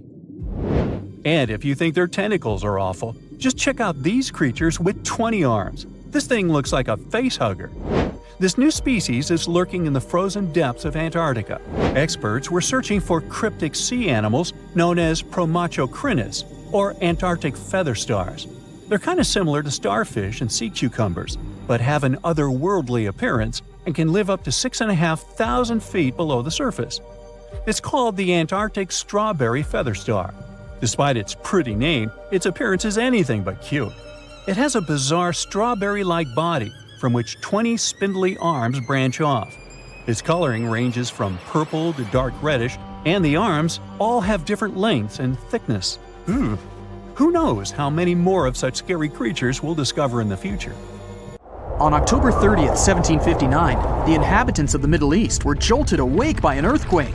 Cracks appeared in the walls of their homes, roofs began to crumble. People ran out of their homes and gathered in open areas. But because of strong shocks, they kept losing their footing and falling. A month later, there was another earthquake, but it turned out to be even stronger. Trees broke, houses collapsed, deep cracks appeared in the ground. The disaster lasted for 2 minutes. Oases, roads, and cities were destroyed. Incredibly, Baalbek's ancient buildings withstood earthquakes. Some historians state that this majestic and mysterious place was built during the Roman Empire, but many researchers disagree. Whatever the truth is, the city is one of the main archaeological phenomena of humankind. The most amazing building of Baalbek is the Temple of Jupiter. The inhabitants of the Roman Empire believed that Jupiter held power over lightning and thunder. The building looked like a platform with 54 columns. A massive roof rested on these columns. Today, you can only see 6 70-foot-high columns. Each of them consists of 3 sections and resembles a pencil. The cores of these pencils were made of lead. This made the columns exceptionally strong. Each of these pieces of stone weighed an incredible 80 tons. That's the weight of 35 Ford Explorer SUVs. Look, this is the largest block in the Great Pyramid of Giza. But compared to the blocks from Baalbek, it doesn't even look that impressive. The foundation under the Temple of Jupiter was preserved. That's how specialists figured out it consisted of about 25 monolithic stones, weighing 450 tons each. It means that the blocks from Baalbek weigh almost 4 times more than the blocks from Egypt.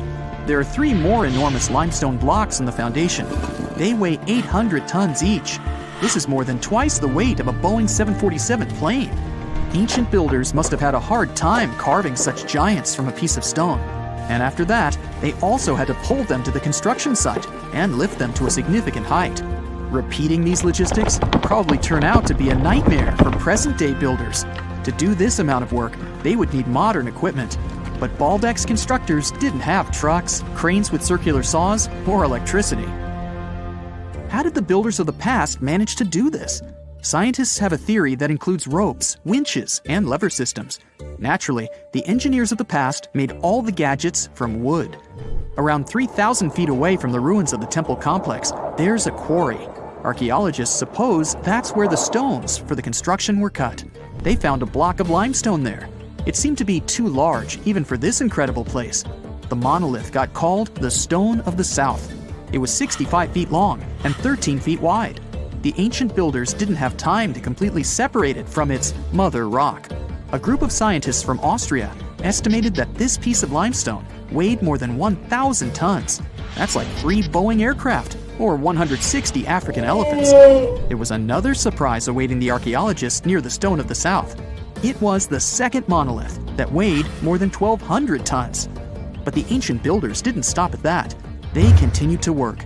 In 2014, in the same quarry, German archaeologists unearthed a block that weighed 1,650 tons. No one has figured out yet why people of the past needed a piece of stone that weighed as much as 125 school buses. It's also unclear how they were going to move this giant and why they didn't finish the job. In any case, this third monolith is the largest processed piece of stone in human history. There are more questions than answers. Some researchers believe that people of the past had high-tech equipment. Others don't think so, but are eager to understand how the builders managed to move those stones. There's a huge number of ancient buildings and artifacts on the planet. Lots of them make researchers scratch their heads. Near the Pyramid of Djoser in Egypt, archaeologists have found a network of tunnels. This place is called Serapeum. It contains 24 sarcophagi weighing from 70 to 100 tons. The giant boxes are carved from a single piece of granite and covered with heavy lids. The sarcophagi are perfectly symmetrical. To the touch, their walls are as smooth as glass. Even with the current level of technology, this is very difficult to do. But the ancient Egyptians managed this feat.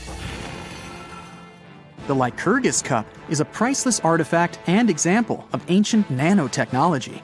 It's made of glass that can change its color. If you put a source of light in front of the cup, it turns green. If the light is behind the goblet, it becomes deep red. In this case, the figure of Greek king Lycurgus turns pale purple. Scientists understood how this color change worked only at the end of the 20th century. Through microscopes, they saw nanoparticles of silver, gold, and copper. They had been added to the glass matrix. Thanks to this, you can observe a color change called dichroism. Interestingly, the gold and silver were grounded into a fine dust.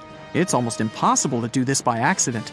Most likely, the ancient experts knew for sure what they were doing. Bolivia has a curious place called Puma Punku. It looks as if an ancient giant played there with an enormous construction set. And after the game, they forgot to put the pieces back into the box. But there are no giants, and the huge stone blocks were carved by ancient builders over 1,500 years ago. Some of the rocks weigh 100 tons. The blocks were brought to an altitude of almost 13,000 feet above sea level from the quarry 60 miles away from the construction site. There's no forest in that area. This means the builders couldn't use trees to make wooden rollers. The monument belongs to the Inca civilization. Scientists are sure they didn't know anything about wheels. In 1992, the inhabitants of a Chinese village decided to drain a pond. Their ancestors had been using it to wash clothes and catch fish for hundreds of years. They kept pumping the water out for 17 days. At the bottom of the reservoir, they made an unexpected discovery. The villagers saw an entrance to a cave going down to a depth of 100 feet. The incredible find was named the Longyu Caves. Unknown builders carved out 320,000 square feet of galleries. there are separate rooms, bridges, pools, and columns that support the ceiling. The walls of the cave are covered with strange carved lines and patterns. Scientists haven't found any information about who built the caves and why they did it. The construction technology also remains a mystery. Antonio Stradivari lived in Italy in the 18th century. He created musical instruments. More than 600 of his works have survived to this day. 500 of them are violins. One of the instruments was sold at auction for $16 million. The violins made by this master sound clear and deep. Researchers can't understand why Stradivarius instruments produce such unique sounds. Perhaps it's all about the varnish the master used to cover the violins. The answer may also lie in the wood the instruments are made of. In those days, Europe had a cold climate. Because of this, the wood became denser, and the instruments made of it sounded especially pleasing to the ear. In the Indian city of Delhi, there's a 23-foot-high pole. It weighs 6.5 tons and is made of 98% wrought iron. The 1,600-year-old pillar has no signs of rust or decay. Scientists believe that the monument is so well preserved thanks to the dry weather and the chemical composition of the metal. It might be resistant to corrosion. And still, researchers don't know how the blacksmiths managed to make an iron pillar that's not afraid of rust. It seems like a tough feat, even for modern metallurgists. The Al-Nasla rock is divided into two parts by a perfectly straight slit. Each boulder stands on a small pedestal. Some people believe this is the evidence of ancient laser technology. But geologists think the split happened due to the ground shifting or natural vibrations that occurred under the rock. This process led to the appearance of the crack. It had been deepening for thousands of years, and gradually, the natural monument took the form you can see today. The majority of us have believed for a really long time that Stonehenge, one of the most iconic monuments in the world, was an ancient calendar because of its alignment with the summer and winter solstices. But no one could figure out how it really worked. Now, a team of researchers have come out with another study. It turns out that Stonehenge could have functioned like the solar calendar. It's a similar principle to the solar calendar ancient Egyptians used to have, the one based on a year composed of 365.25 days. Each of the stones from this big mysterious sarsen circle represented one day within a month. Sarsens are what we call these large boulders. It's actually a perpetual calendar, where people could track every winter solstice sunset. That way, those who lived near Stonehenge, which is today Wiltshire, UK, could keep track of the days and months of the year. We all now understand this mysterious calendar system because of this interesting discovery in 2020. The team has identified the source of 50 of the 52 sarsens that make up the iconic stone circle we all know about. They analyzed the chemical composition of these sarsens and traced their origins to the West Woods in Wiltshire, which is about 15 miles away from the monument. Not only did these 50 sarsens come from the same source, but they were also placed in their current position at approximately the same time. They make the outer circle of Stonehenge, together with a horseshoe-shaped inner ring. Near the center of the monument, there are smaller rocks, known as bluestones. The team traced the origins of the bluestones all the way to Wales. They also discovered that the sarsens share a common chemistry, over 99% silica with trace elements. Two sarsens were different from each other and also different from the main cluster. These sarsens were arranged in 3 different formations at Stonehenge. 30 of them formed this huge stone circle that dominates the monument. 4 station stones ended up in a rectangular formation outside the circle, while the rest, located inside the stone circle, were constructed into 5 trilithons. A trilithon is when you have 2 vertical stones with a horizontal lintel at the top. 30, 5, and 4 are pretty interesting numbers in the context of this calendar system. The 30 uprights that are spread around the main sarsen ring could represent days of the month. If you multiply that by 12, you get 360. Add on 5 more, those from the central trilithons, and the result is 365. And to really adjust the calendar to match a solar year, you need to add 1 extra leap day for every 4 years, right? The team believes the ancient people used the 4 station stones to keep track of this part. So, in this system, they paired the summer and winter solstice every year with the same pair of stones. Ancient people started building Stonehenge about 5,000 years ago, and it took more than 1,000 years to finish the work.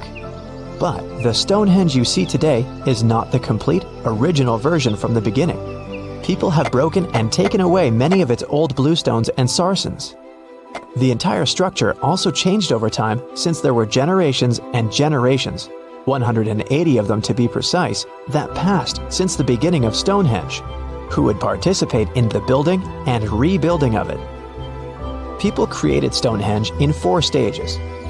They first built a circular enclosure that stretched over 330 feet, 100 meters, in diameter and went around 56 pits.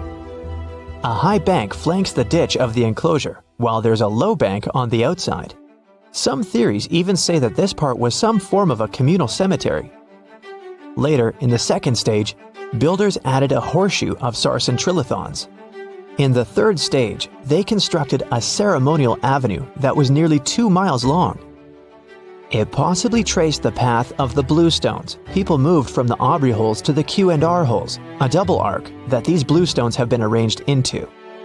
At this stage, builders also reorganized the entrance stones and recut the main enclosure ditch.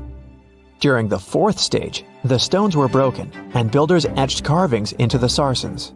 Later, the bluestones ended up being modified again.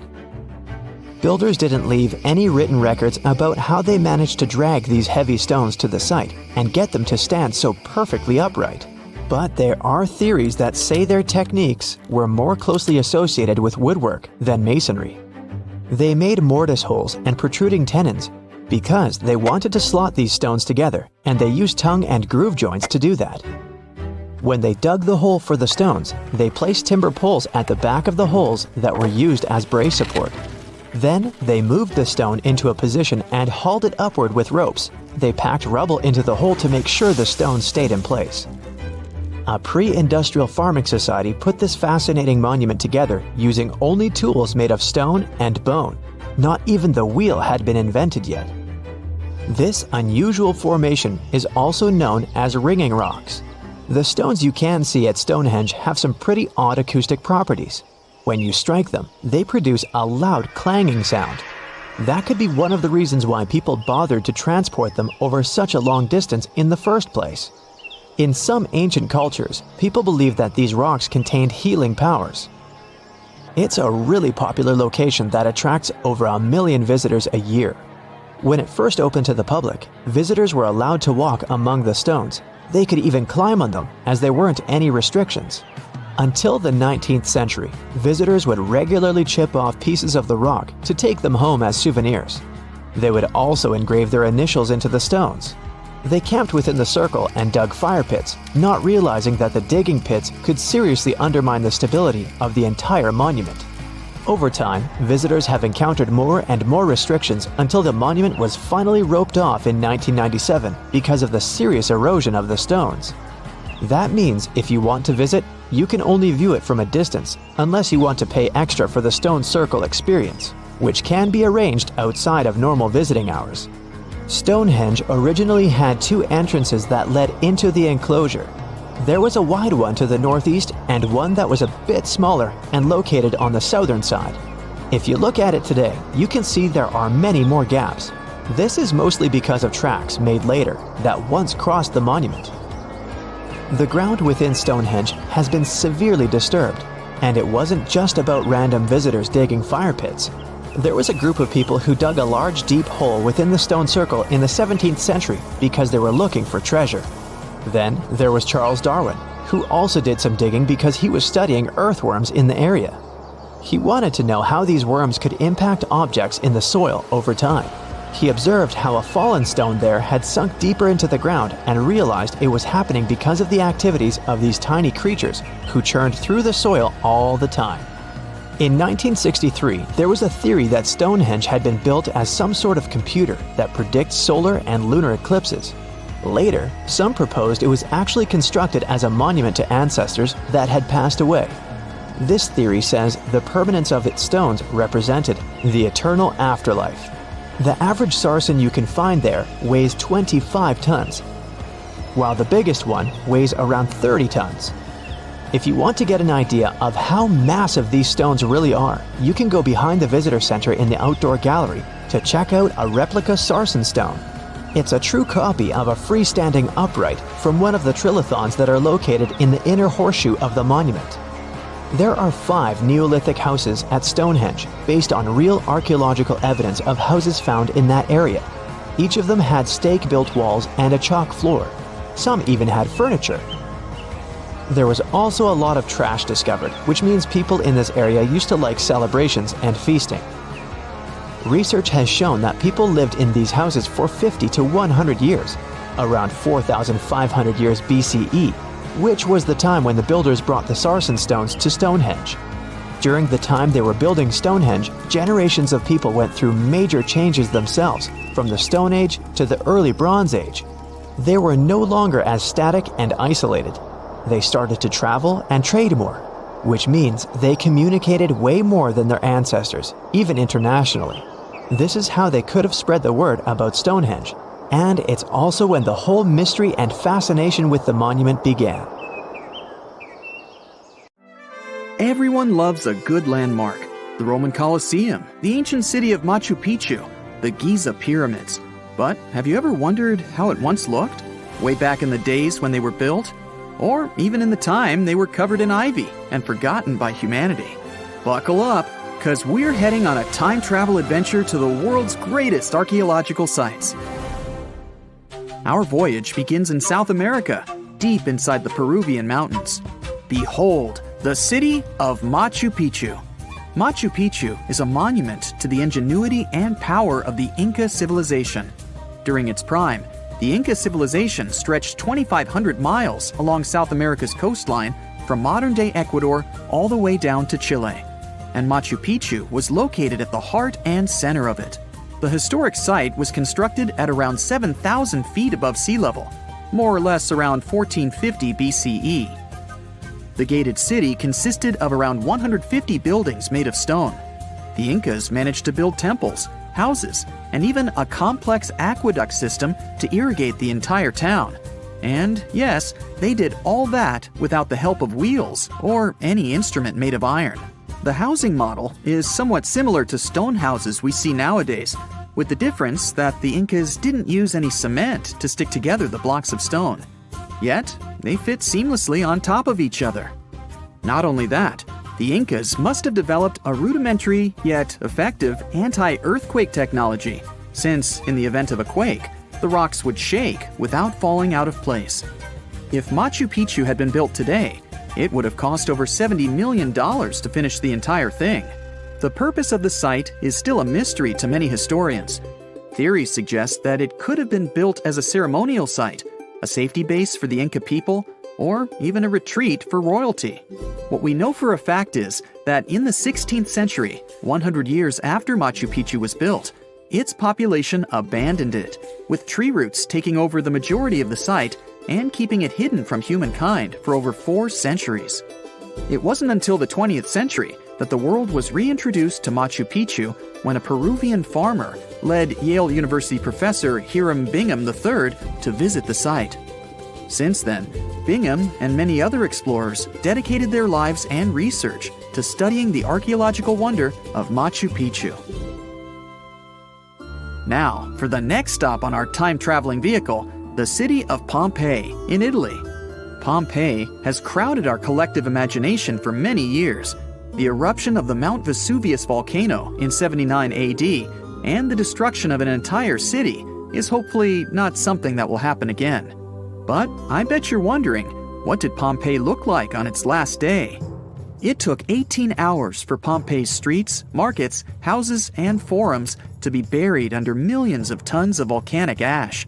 Thanks to some clever scientists, we discovered that the lava and ashes that covered Pompeii on its very last day actually helped to freeze the city in time. Different from ice, the cloud of ashes did not preserve the city intact, but as the items disintegrated over 2,000 years, they left voids under the earth. Archaeologists found that if they filled these voids with plaster, the shape of the buried city would soon reveal itself. And that's exactly what happened. Of course, it was nothing like the bustling city of 12,000 people that had existed for many years before the fateful eruption. Pompeii was a vibrant and rich municipality. The site's ruins revealed that many areas of Pompeii boasted impressive houses, some with balconies, which was a sign of great wealth at the time. And, believe it or not, even some artwork survived the eruption. Archaeologists found well-preserved frescoes and murals of mythological creatures, all indicating that members of the high society lived there. Ruins show the city even had thermal baths and showers made with luxurious materials. Oh, and apparently, the people of Pompeii had amazing teeth. Yes, archaeologists could see even that tiny level of detail from the plaster molds they recovered from underground. Still in the Italian territory, we find one of the world's biggest tourist attractions, the Roman Colosseum.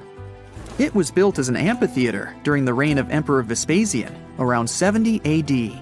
It wasn't until 80 AD that Vespasian's son, Emperor Titus, inaugurated the Colosseum. The monument was something to behold, with 157-foot-tall walls, over 80 entrances, and the capacity to host 87,000 people. All social classes and groups were welcome at the Colosseum, and this partly explains why it flourished for so many centuries.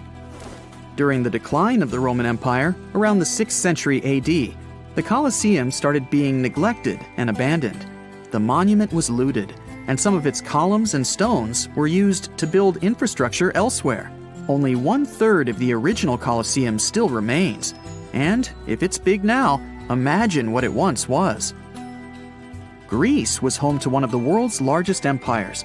At the height of this empire, literally and historically speaking, more or less 2,400 years ago, the Greeks built a citadel known as the Acropolis. The Acropolis, which is composed of historical buildings, is considered to be one of the biggest landmarks of Western civilization to date. Tourists that visit the capital city of Athens today may be faced with yellowish and broken pillars of the Parthenon standing way up high in one of the city's hills. But way back when it was built, between 447 and 432 BCE, the imposing and majestic Parthenon was purely white, as the entire monument was built with gleaming white marble. The statues inside were made of gold. The Parthenon is a 23,000 square foot temple held up by 69 marble columns. The largest blocks of marble are massive, weighing around 10 tons each. And the most surprising fact is that the marble didn't come from Athens, but from a nearby site that stood 10 miles from the Acropolis, known as Mount Pentelicon. Historians intrigued by where the primary material for building the Acropolis came from found tiny and big blocks of marble all scattered around the floor of Mount Pentelicon. There was also a paved road that the Greeks had built to carry the rocks around. But perhaps the most impacting monument of all times is located at the heart of the Middle East, outside the Egyptian city of Cairo. The pyramids are considered one of the 7 wonders of the ancient world. The Giza Pyramid Complex was built as a tomb for the pharaoh Khufu around 4,500 years ago. Between 20 to 30,000 people took part in the construction process. It's composed of 3 pyramids. The massive monument is made out of approximately 8,000 tons of granite and over 550,000 tons of mortar, which gives it the appearance it has today.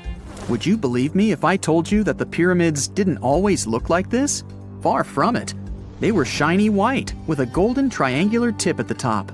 This is because the Egyptians used over 6 million tons of limestone to cover the entire rocky, step-like structure, all so that they could gleam white under the unforgiving sunlight of Egyptian skies.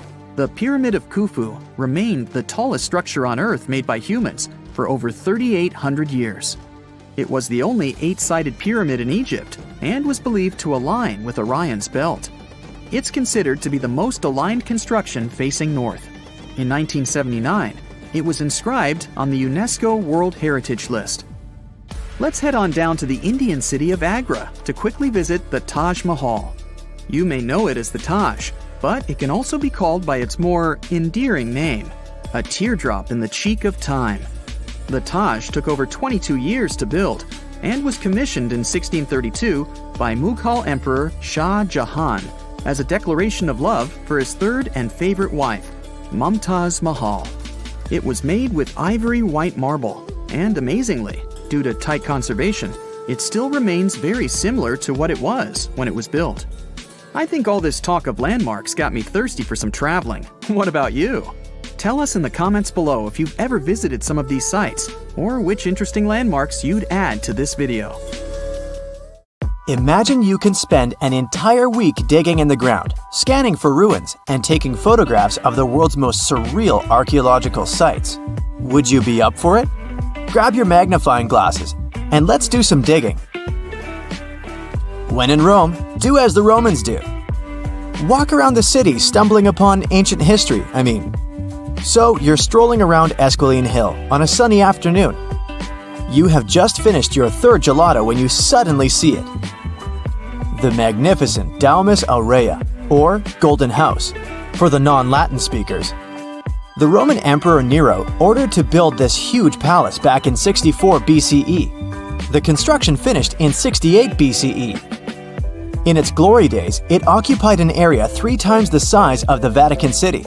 The building had gold leaf decor, semi-precious stones, and tons of frescoes. There were over 300 rooms in the palace, some of them overlooking the beautiful vineyard and animal-filled woods nearby. It held an enormous 100-foot statue of Nero himself. The octagonal wall was the grandest construction in the complex. Originally, it was a banquet hall with waterfalls cascading down the back walls. The hall rotated around its axis day and night as petals fell from above. Nero's successors stripped the whole palace of its materials. Today, tourists can visit the main structure and, of course, the octagonal hall. They excavated it, and you'll easily recognize it even with its bare walls. After flying halfway across the world, we're deep in the Cambodian jungle. Good thing you brought bug spray with you. Mosquitoes can get crazy in this tropical climate. Hidden among the forest is the city of Angkor. It was the capital of the Khmer Empire from the 9th to 15th century. FYI, the word Angkor means capital city in the Khmer language. The city became one of the largest in the pre-industrial world. Researchers say nearly 1 million people used to live there. Today, Angkor attracts visitors from around the world because of its stunning architecture. You can recognize the Khmer style in the use of huge blocks of sandstone. At the center of the complex lies Bayon Temple. It's decorated with 216 smiling faces, which scientists say are meant to resemble the founder of the Angkor Empire. They believe the towers used to be decorated with gold, but today the site is a maze of vine-covered temples. The city was abandoned in 1431 and wasn't rediscovered until the 1840s. In 1992, they named it a UNESCO World Heritage Site. The United States is not usually synonymous with ruins, but here's one. In the mountainous state of Colorado lies the ancient home place of ancestral Pueblans. Throughout the Mesa Verde National Park, there are over 600 cliff dwellings built by the Pueblans around the 1190s. The Cliff Palace alone had over 150 rooms. It was a multi-story building of sandstone and mud mortar. To arrive at the balcony house, visitors had to climb a 32-foot ladder. There, you can see a mid-sized village of 38 rooms and 2 kivas. Kivas are traditional chambers built by Pueblans for ceremonial purposes. By 1300, the Pueblan occupation of the Mesa Verde ended. Thankfully, the site is open for visits now. If you like terracotta landscapes, you came to the right place. The city of Petra is a marvel of the ancient world. Located in Jordan's desert, the city was a commercial hub back in the 4th century BCE. The Nabataeans, an Arab Bedouin tribe, lived in the so-called Rose City and thrived for many years, accumulating a significant amount of wealth. They invented an innovative water management system that made the region habitable.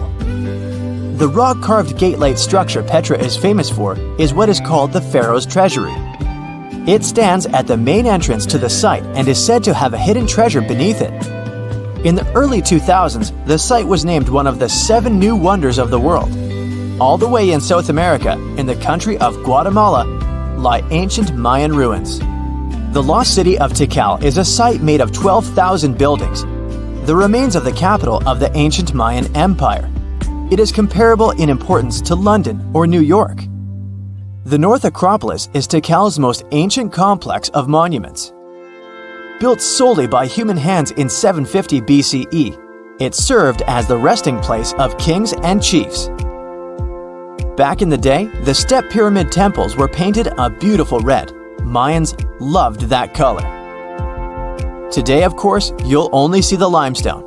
Archaeologists have no clue as to the cause of Tikal's decline. Was it drought, disease, or something else altogether?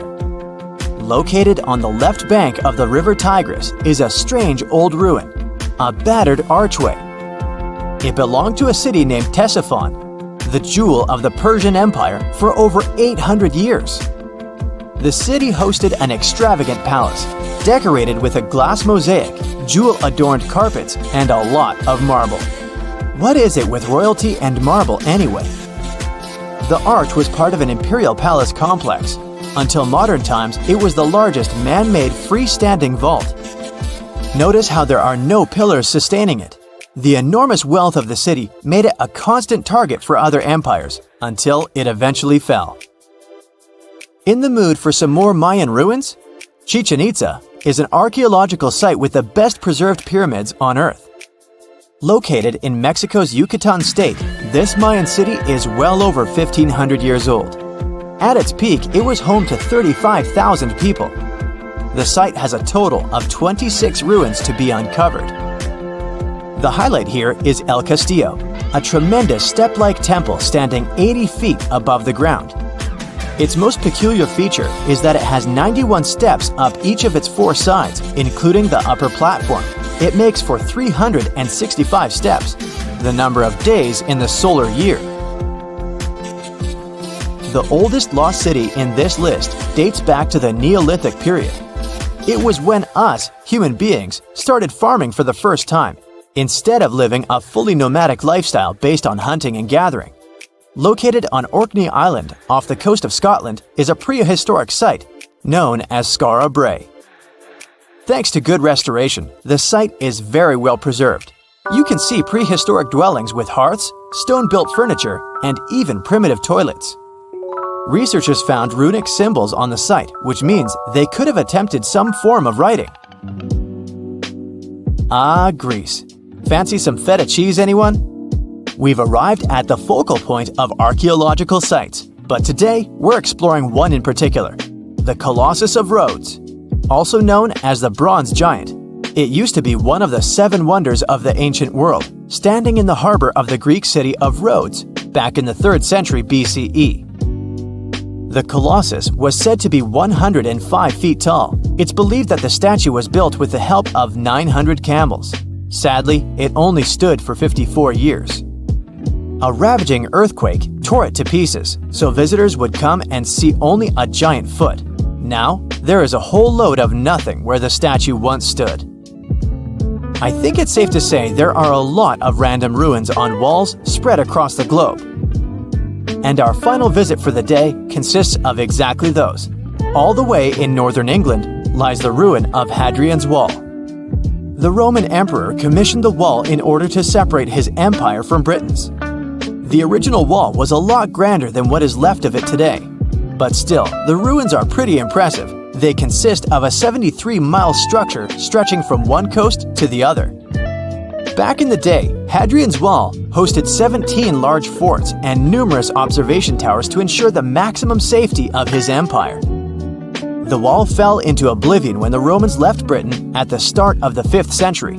People began looting it to build churches, farms, and even houses.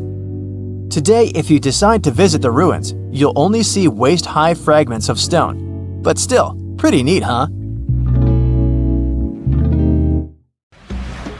Before we get into the reason why and how there are pyramids all around the world, let's talk about some of the examples. I'll start with the Pyramid of the Sun in Mexico. These folks really knew how to build a city. Their well-planned urban center spanned over 7 square miles and boasted several pyramids. But the Pyramid of the Sun is the most impressive.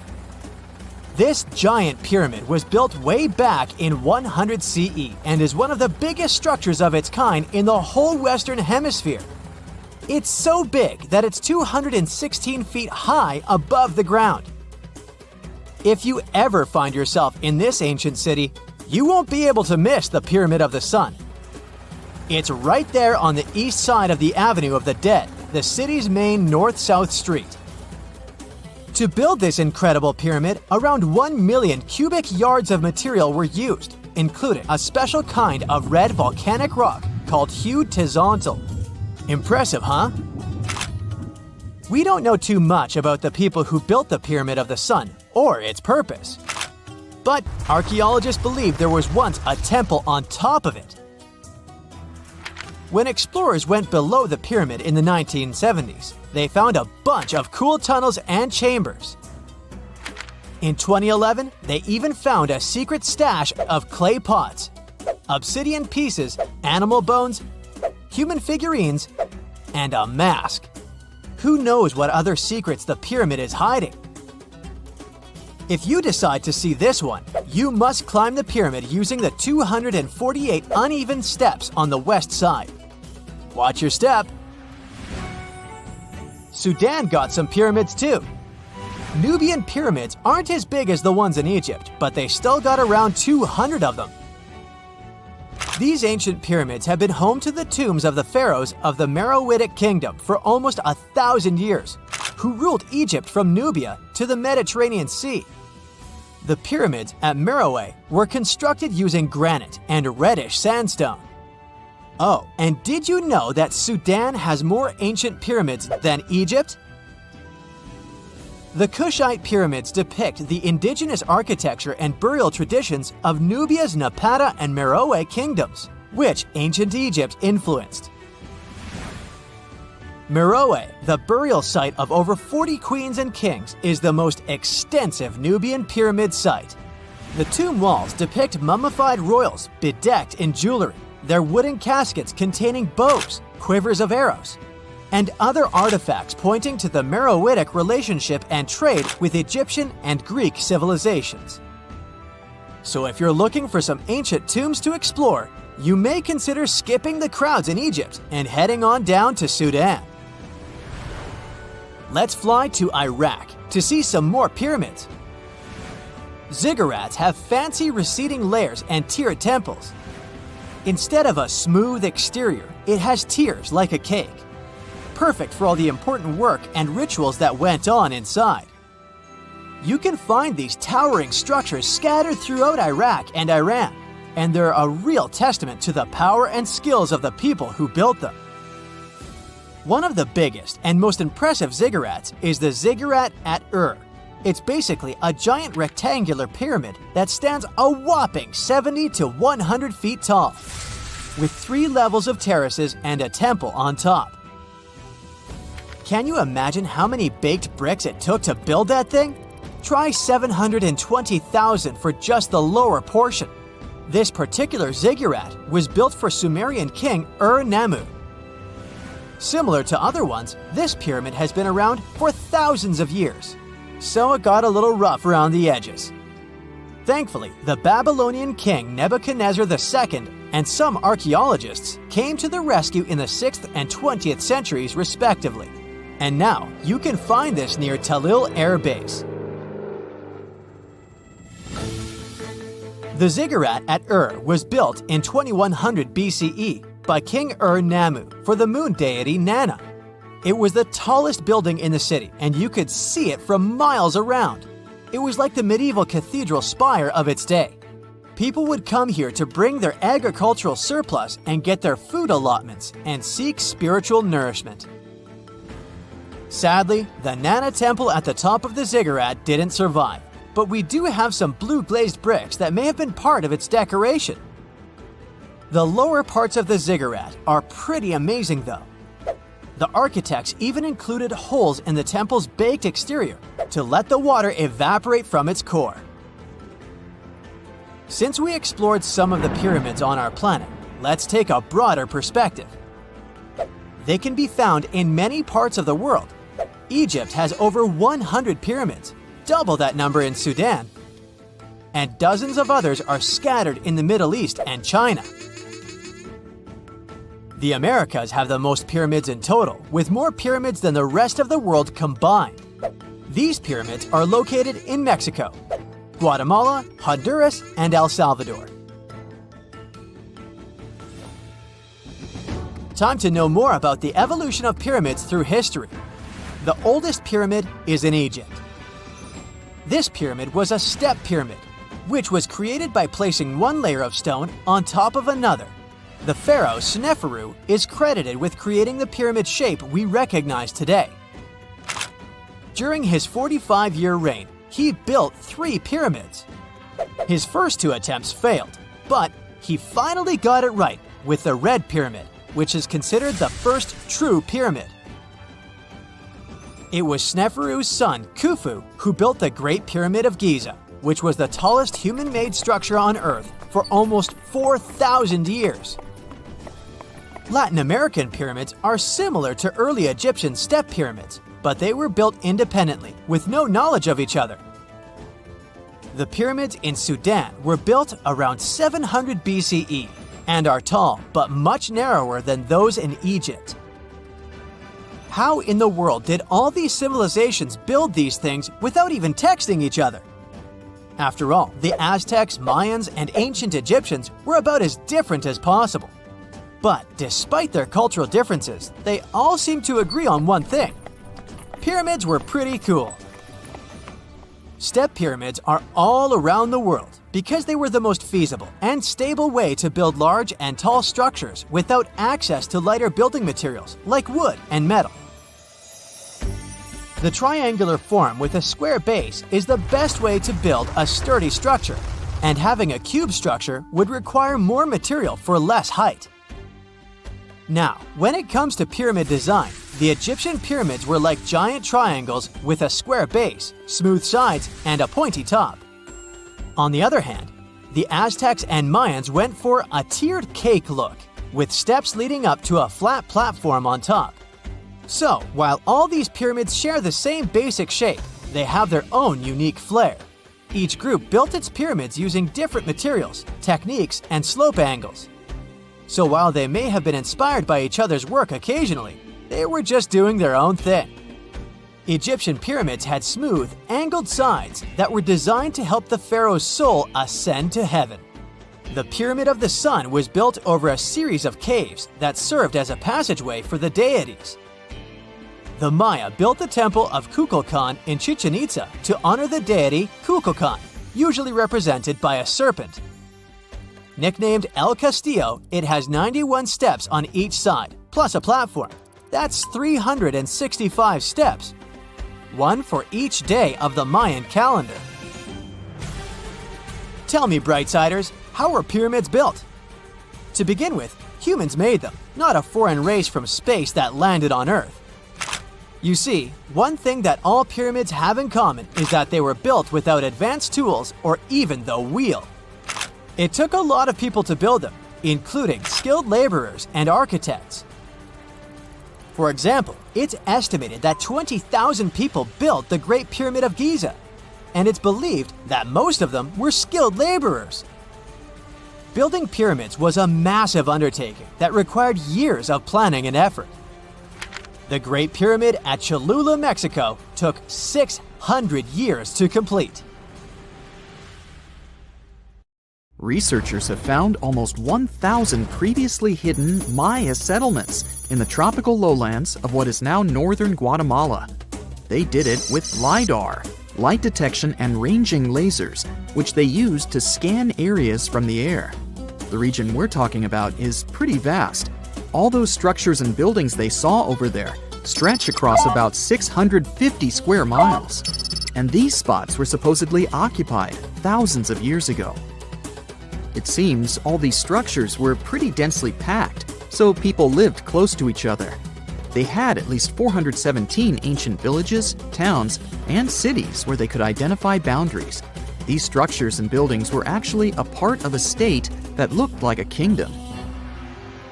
Some of these settlements were built as sports courts, civic, ceremonial, and religious centers, and residential homes. There were also massive palaces, platforms, dams, pyramids, and causeways across that area. People who lived there also had reservoirs where they collected water. So, they needed the power to organize thousands of specialists and workers. And they also needed many skilled people to build such structures without the technologies we have today. They needed lime producers, architects, mortar and quarry specialists, lithic technicians, those who took care of legal enforcement, and other important roles to establish the true community. This cool laser scanning system researchers used while exploring this area can even penetrate very dense ecosystems and vegetation. The light bounces off different surfaces and then creates a digitally reconstructed map. This map is based on how much time it takes for the pulses to get back to a receiver. So, with this laser system, they discovered there were also lowlands for agriculture. So why exactly did the Maya settle in this region? It was a specific area. Plus, it was hard to build such an amazing kingdom in a tropical rainforest climate. Back in the old times, ancient peoples had mostly inhabited areas in drier climates. Over there, they would build water resources, which were some sort of the basis of society and a source of life. An example of this is Teotihuacan of Highland Mexico, although they did have a couple of navigable rivers they could use for transport and trade. But these rainforest areas had their advantages too.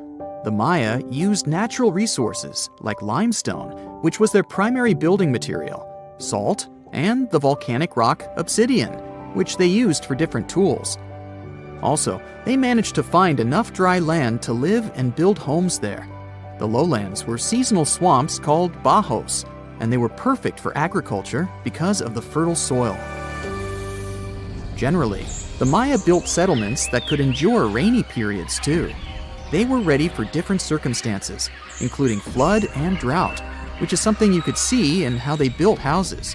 Their architecture was also one piece of evidence that showed their community was like a centralized kingdom-like state, which shows they stuck together through tough times. The Mayan Empire was very powerful, and it reached its peak about the 6th century CE. They were excellent at pottery, agriculture, writing, mathematics, and calendars. They were the ones who created complex calendar systems, such as the calendar round, which is based on 365 days. Although some believed the Mayan calendar predicted December 21st, 2012 would be the end of the world, it was just a coincidence with the end of a certain full cycle. They would call it the long count calendar, and it lasts 5,125 years. The Mayan people left behind an impressive amount of astonishing architecture and symbolic artwork. Most of their stone cities ended up abandoned by 900 CE. No one still knows why the Mayan civilization in that area collapsed, although there are some theories. Some think that by the 9th century, these people had exhausted the resources around them to the point that they could no longer feed and sustain such a big population.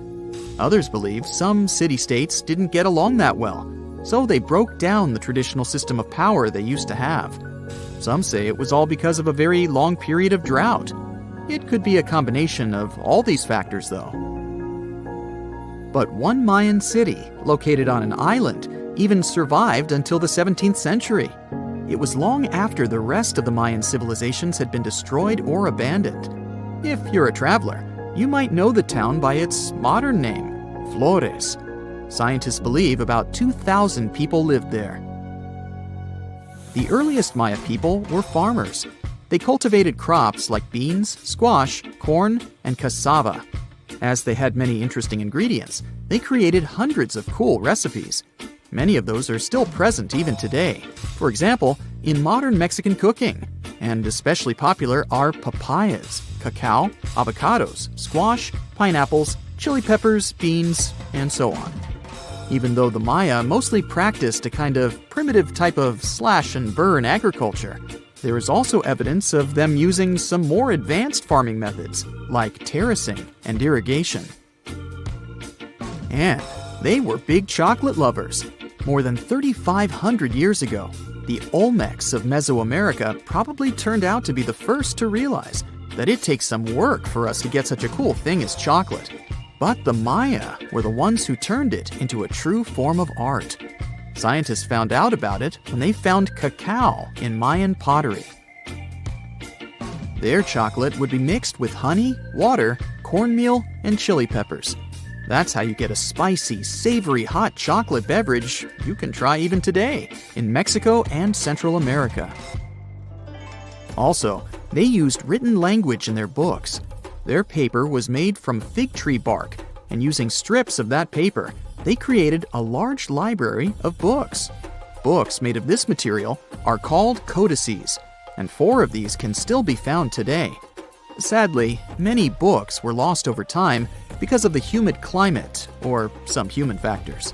The classic Maya built a bunch of palaces and temples that had a stepped pyramid shape. They decorated them with inscriptions and reliefs, which have earned them the reputation of being incredible artists of Mesoamerica. For the Mayans, flat foreheads were the most desirable thing on someone's face. They were generally really into aesthetics, and having a flat forehead was one of the main things where you could meet their highest aesthetic standard. They also liked to glam up their looks with makeup and clothing. Also, the Mayans were master tattoo artists. Actually, they were one of the first civilizations that started doing such forms of body art. They had a rich culture and believed in many things, such as fairies. Many civilizations across the globe believed in these mythical creatures, which had different names everywhere. The Mayans called those creatures aluxes. They would make sculptures of aluxes from wood or clay, take them to the forest, and hide in some secret spots. The Maya believed these sculptures would come to life during the night and take the role of guardians of their land, animals, and crops. The Maya believed caves were entrances that led to the underworld. You can even visit some of these caves if you like. For example, you can explore the jungles of Quintana Roo and Yucatan near Cancun. There are many spots where researchers found artifacts the Mayans had left behind. They were one of the first cultures that learned how to use rubber latex and make, for example, rubber balls for the many interesting games they had.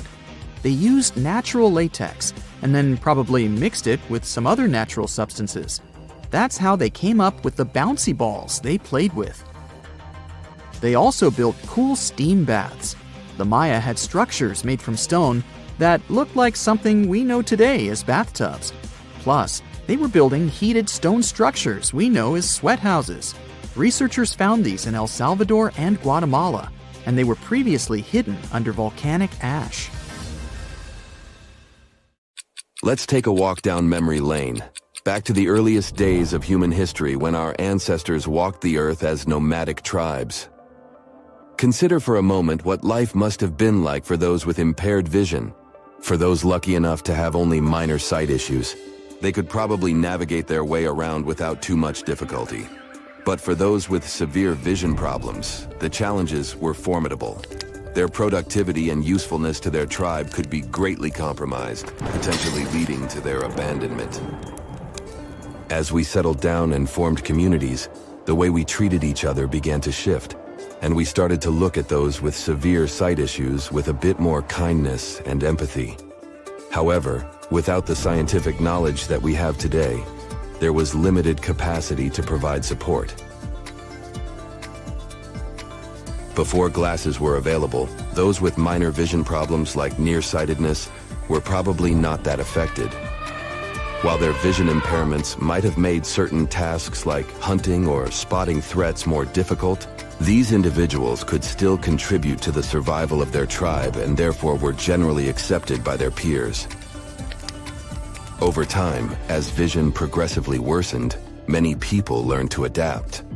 The gradual decline in their eyesight over several years may not have even been noticeable to them, so they developed coping mechanisms, like relying more heavily on their other senses. It's also worth noting that precise vision wasn't as essential then as it is now.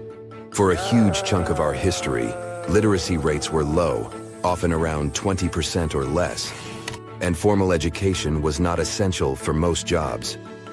As such, vision problems did not necessarily affect an individual's ability to work or learn.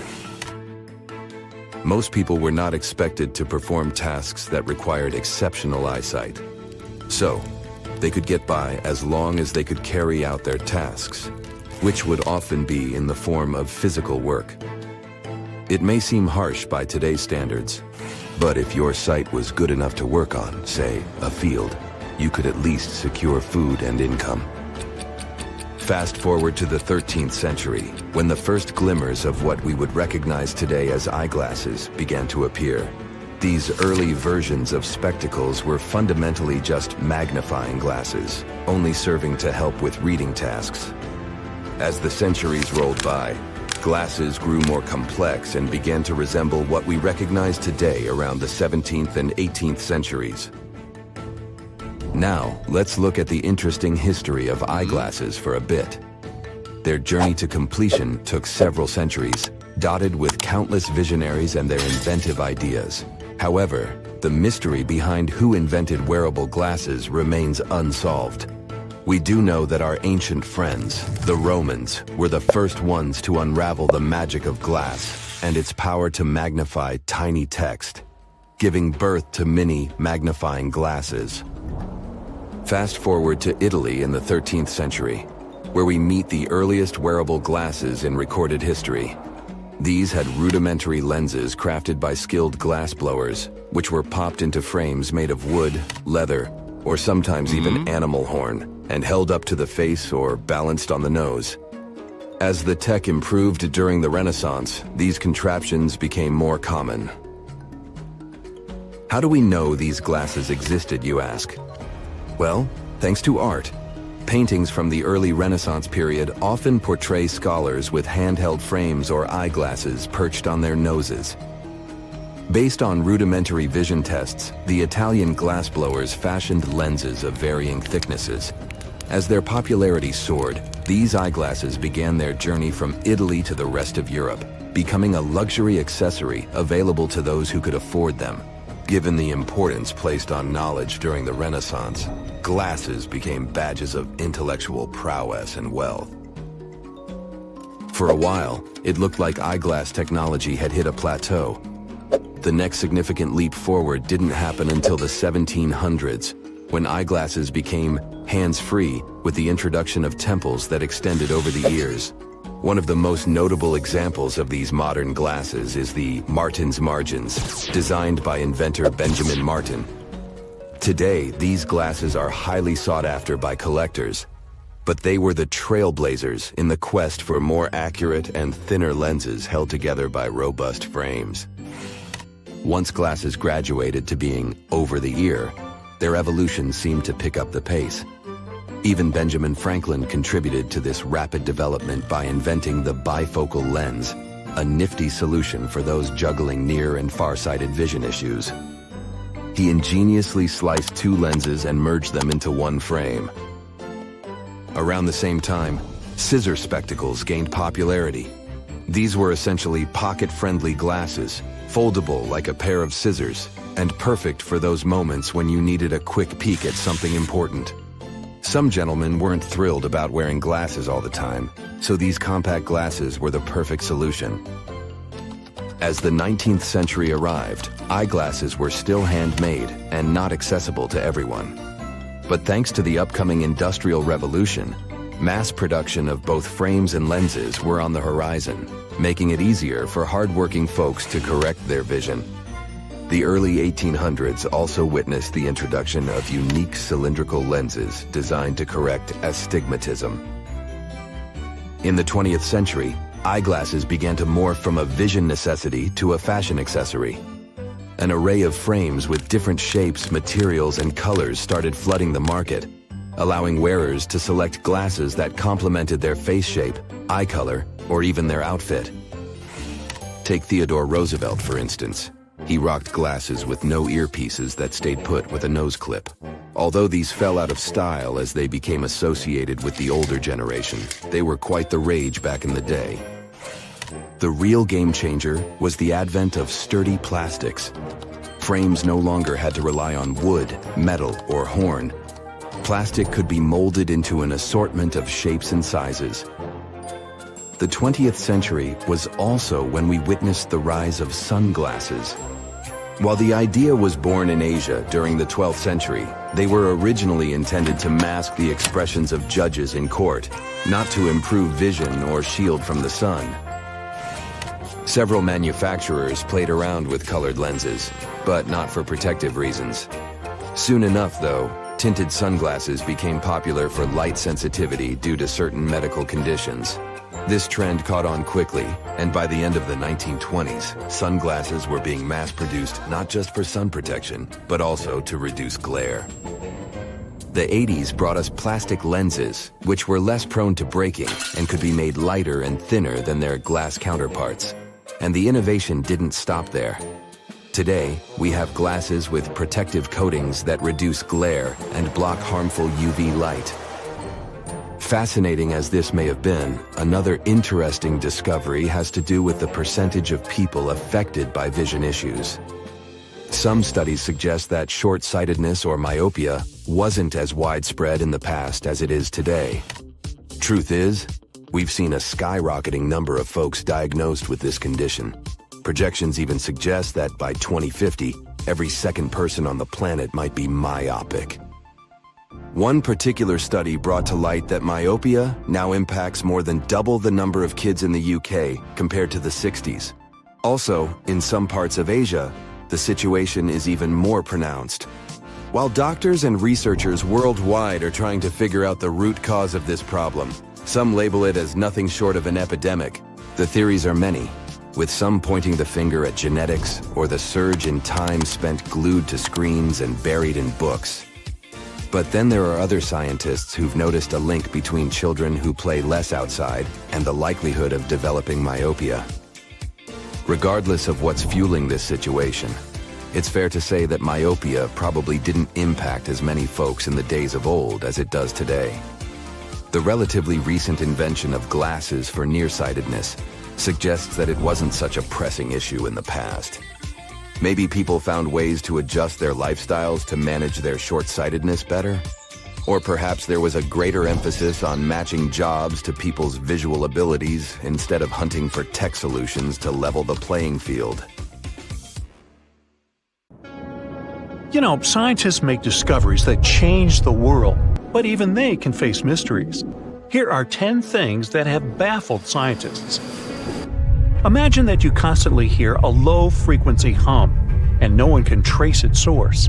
Roughly 4% of the world's population hears the hum. It's a geography-free sound. I mean, people all around the world hear it, so the name varies from Tao's hum to Auckland hum, depending on the region where it gets generated. The sound is just on the threshold of human hearing. People hear it less when they're outside, and it gets louder indoors, especially at night. What's even scarier is that you cannot unhear it once you've heard it. Some folks say it started in London around the time of Charles Dickens, who wrote A Christmas Carol, and the low-frequency sound actually comes from the humbug. Or not.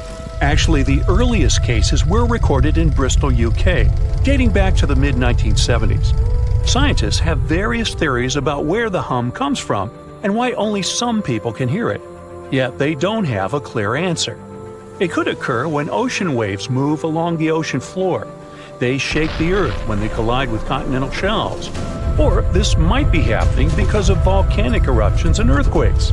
Oh, and how about ultra-low frequency radio signals used to communicate with submarines or even 5G? Upsweep is another type of unidentified sound. It was discovered in 1991 in the Pacific Ocean. The sound is high enough to be recorded throughout the ocean. Scientists theorize that the sound could be related to underwater volcanic activity. Interestingly, the volume of the sound has been diminishing compared to its volume when it was first discovered, yet it still can be detected. Plus, it's seasonal. It reaches its highest volume in spring and fall. Is it related to seasonal changes? No one really knows for sure.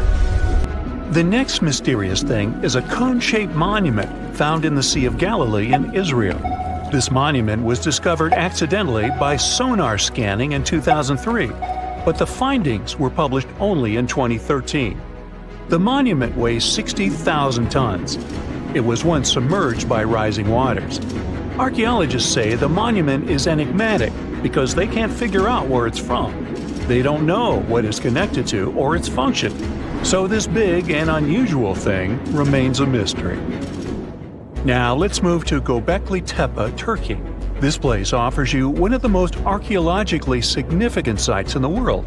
Why is it important? Well, it has massive carved stones about 11,000 years old. To put it in perspective, they're 6,000 years older than Stonehenge. Ancient people placed these stones before they began farming or crafting metal tools or pottery. So the existence of this place goes against the chronology of civilization we're familiar with, where people farmed first and built second. Apparently, it wasn't like that.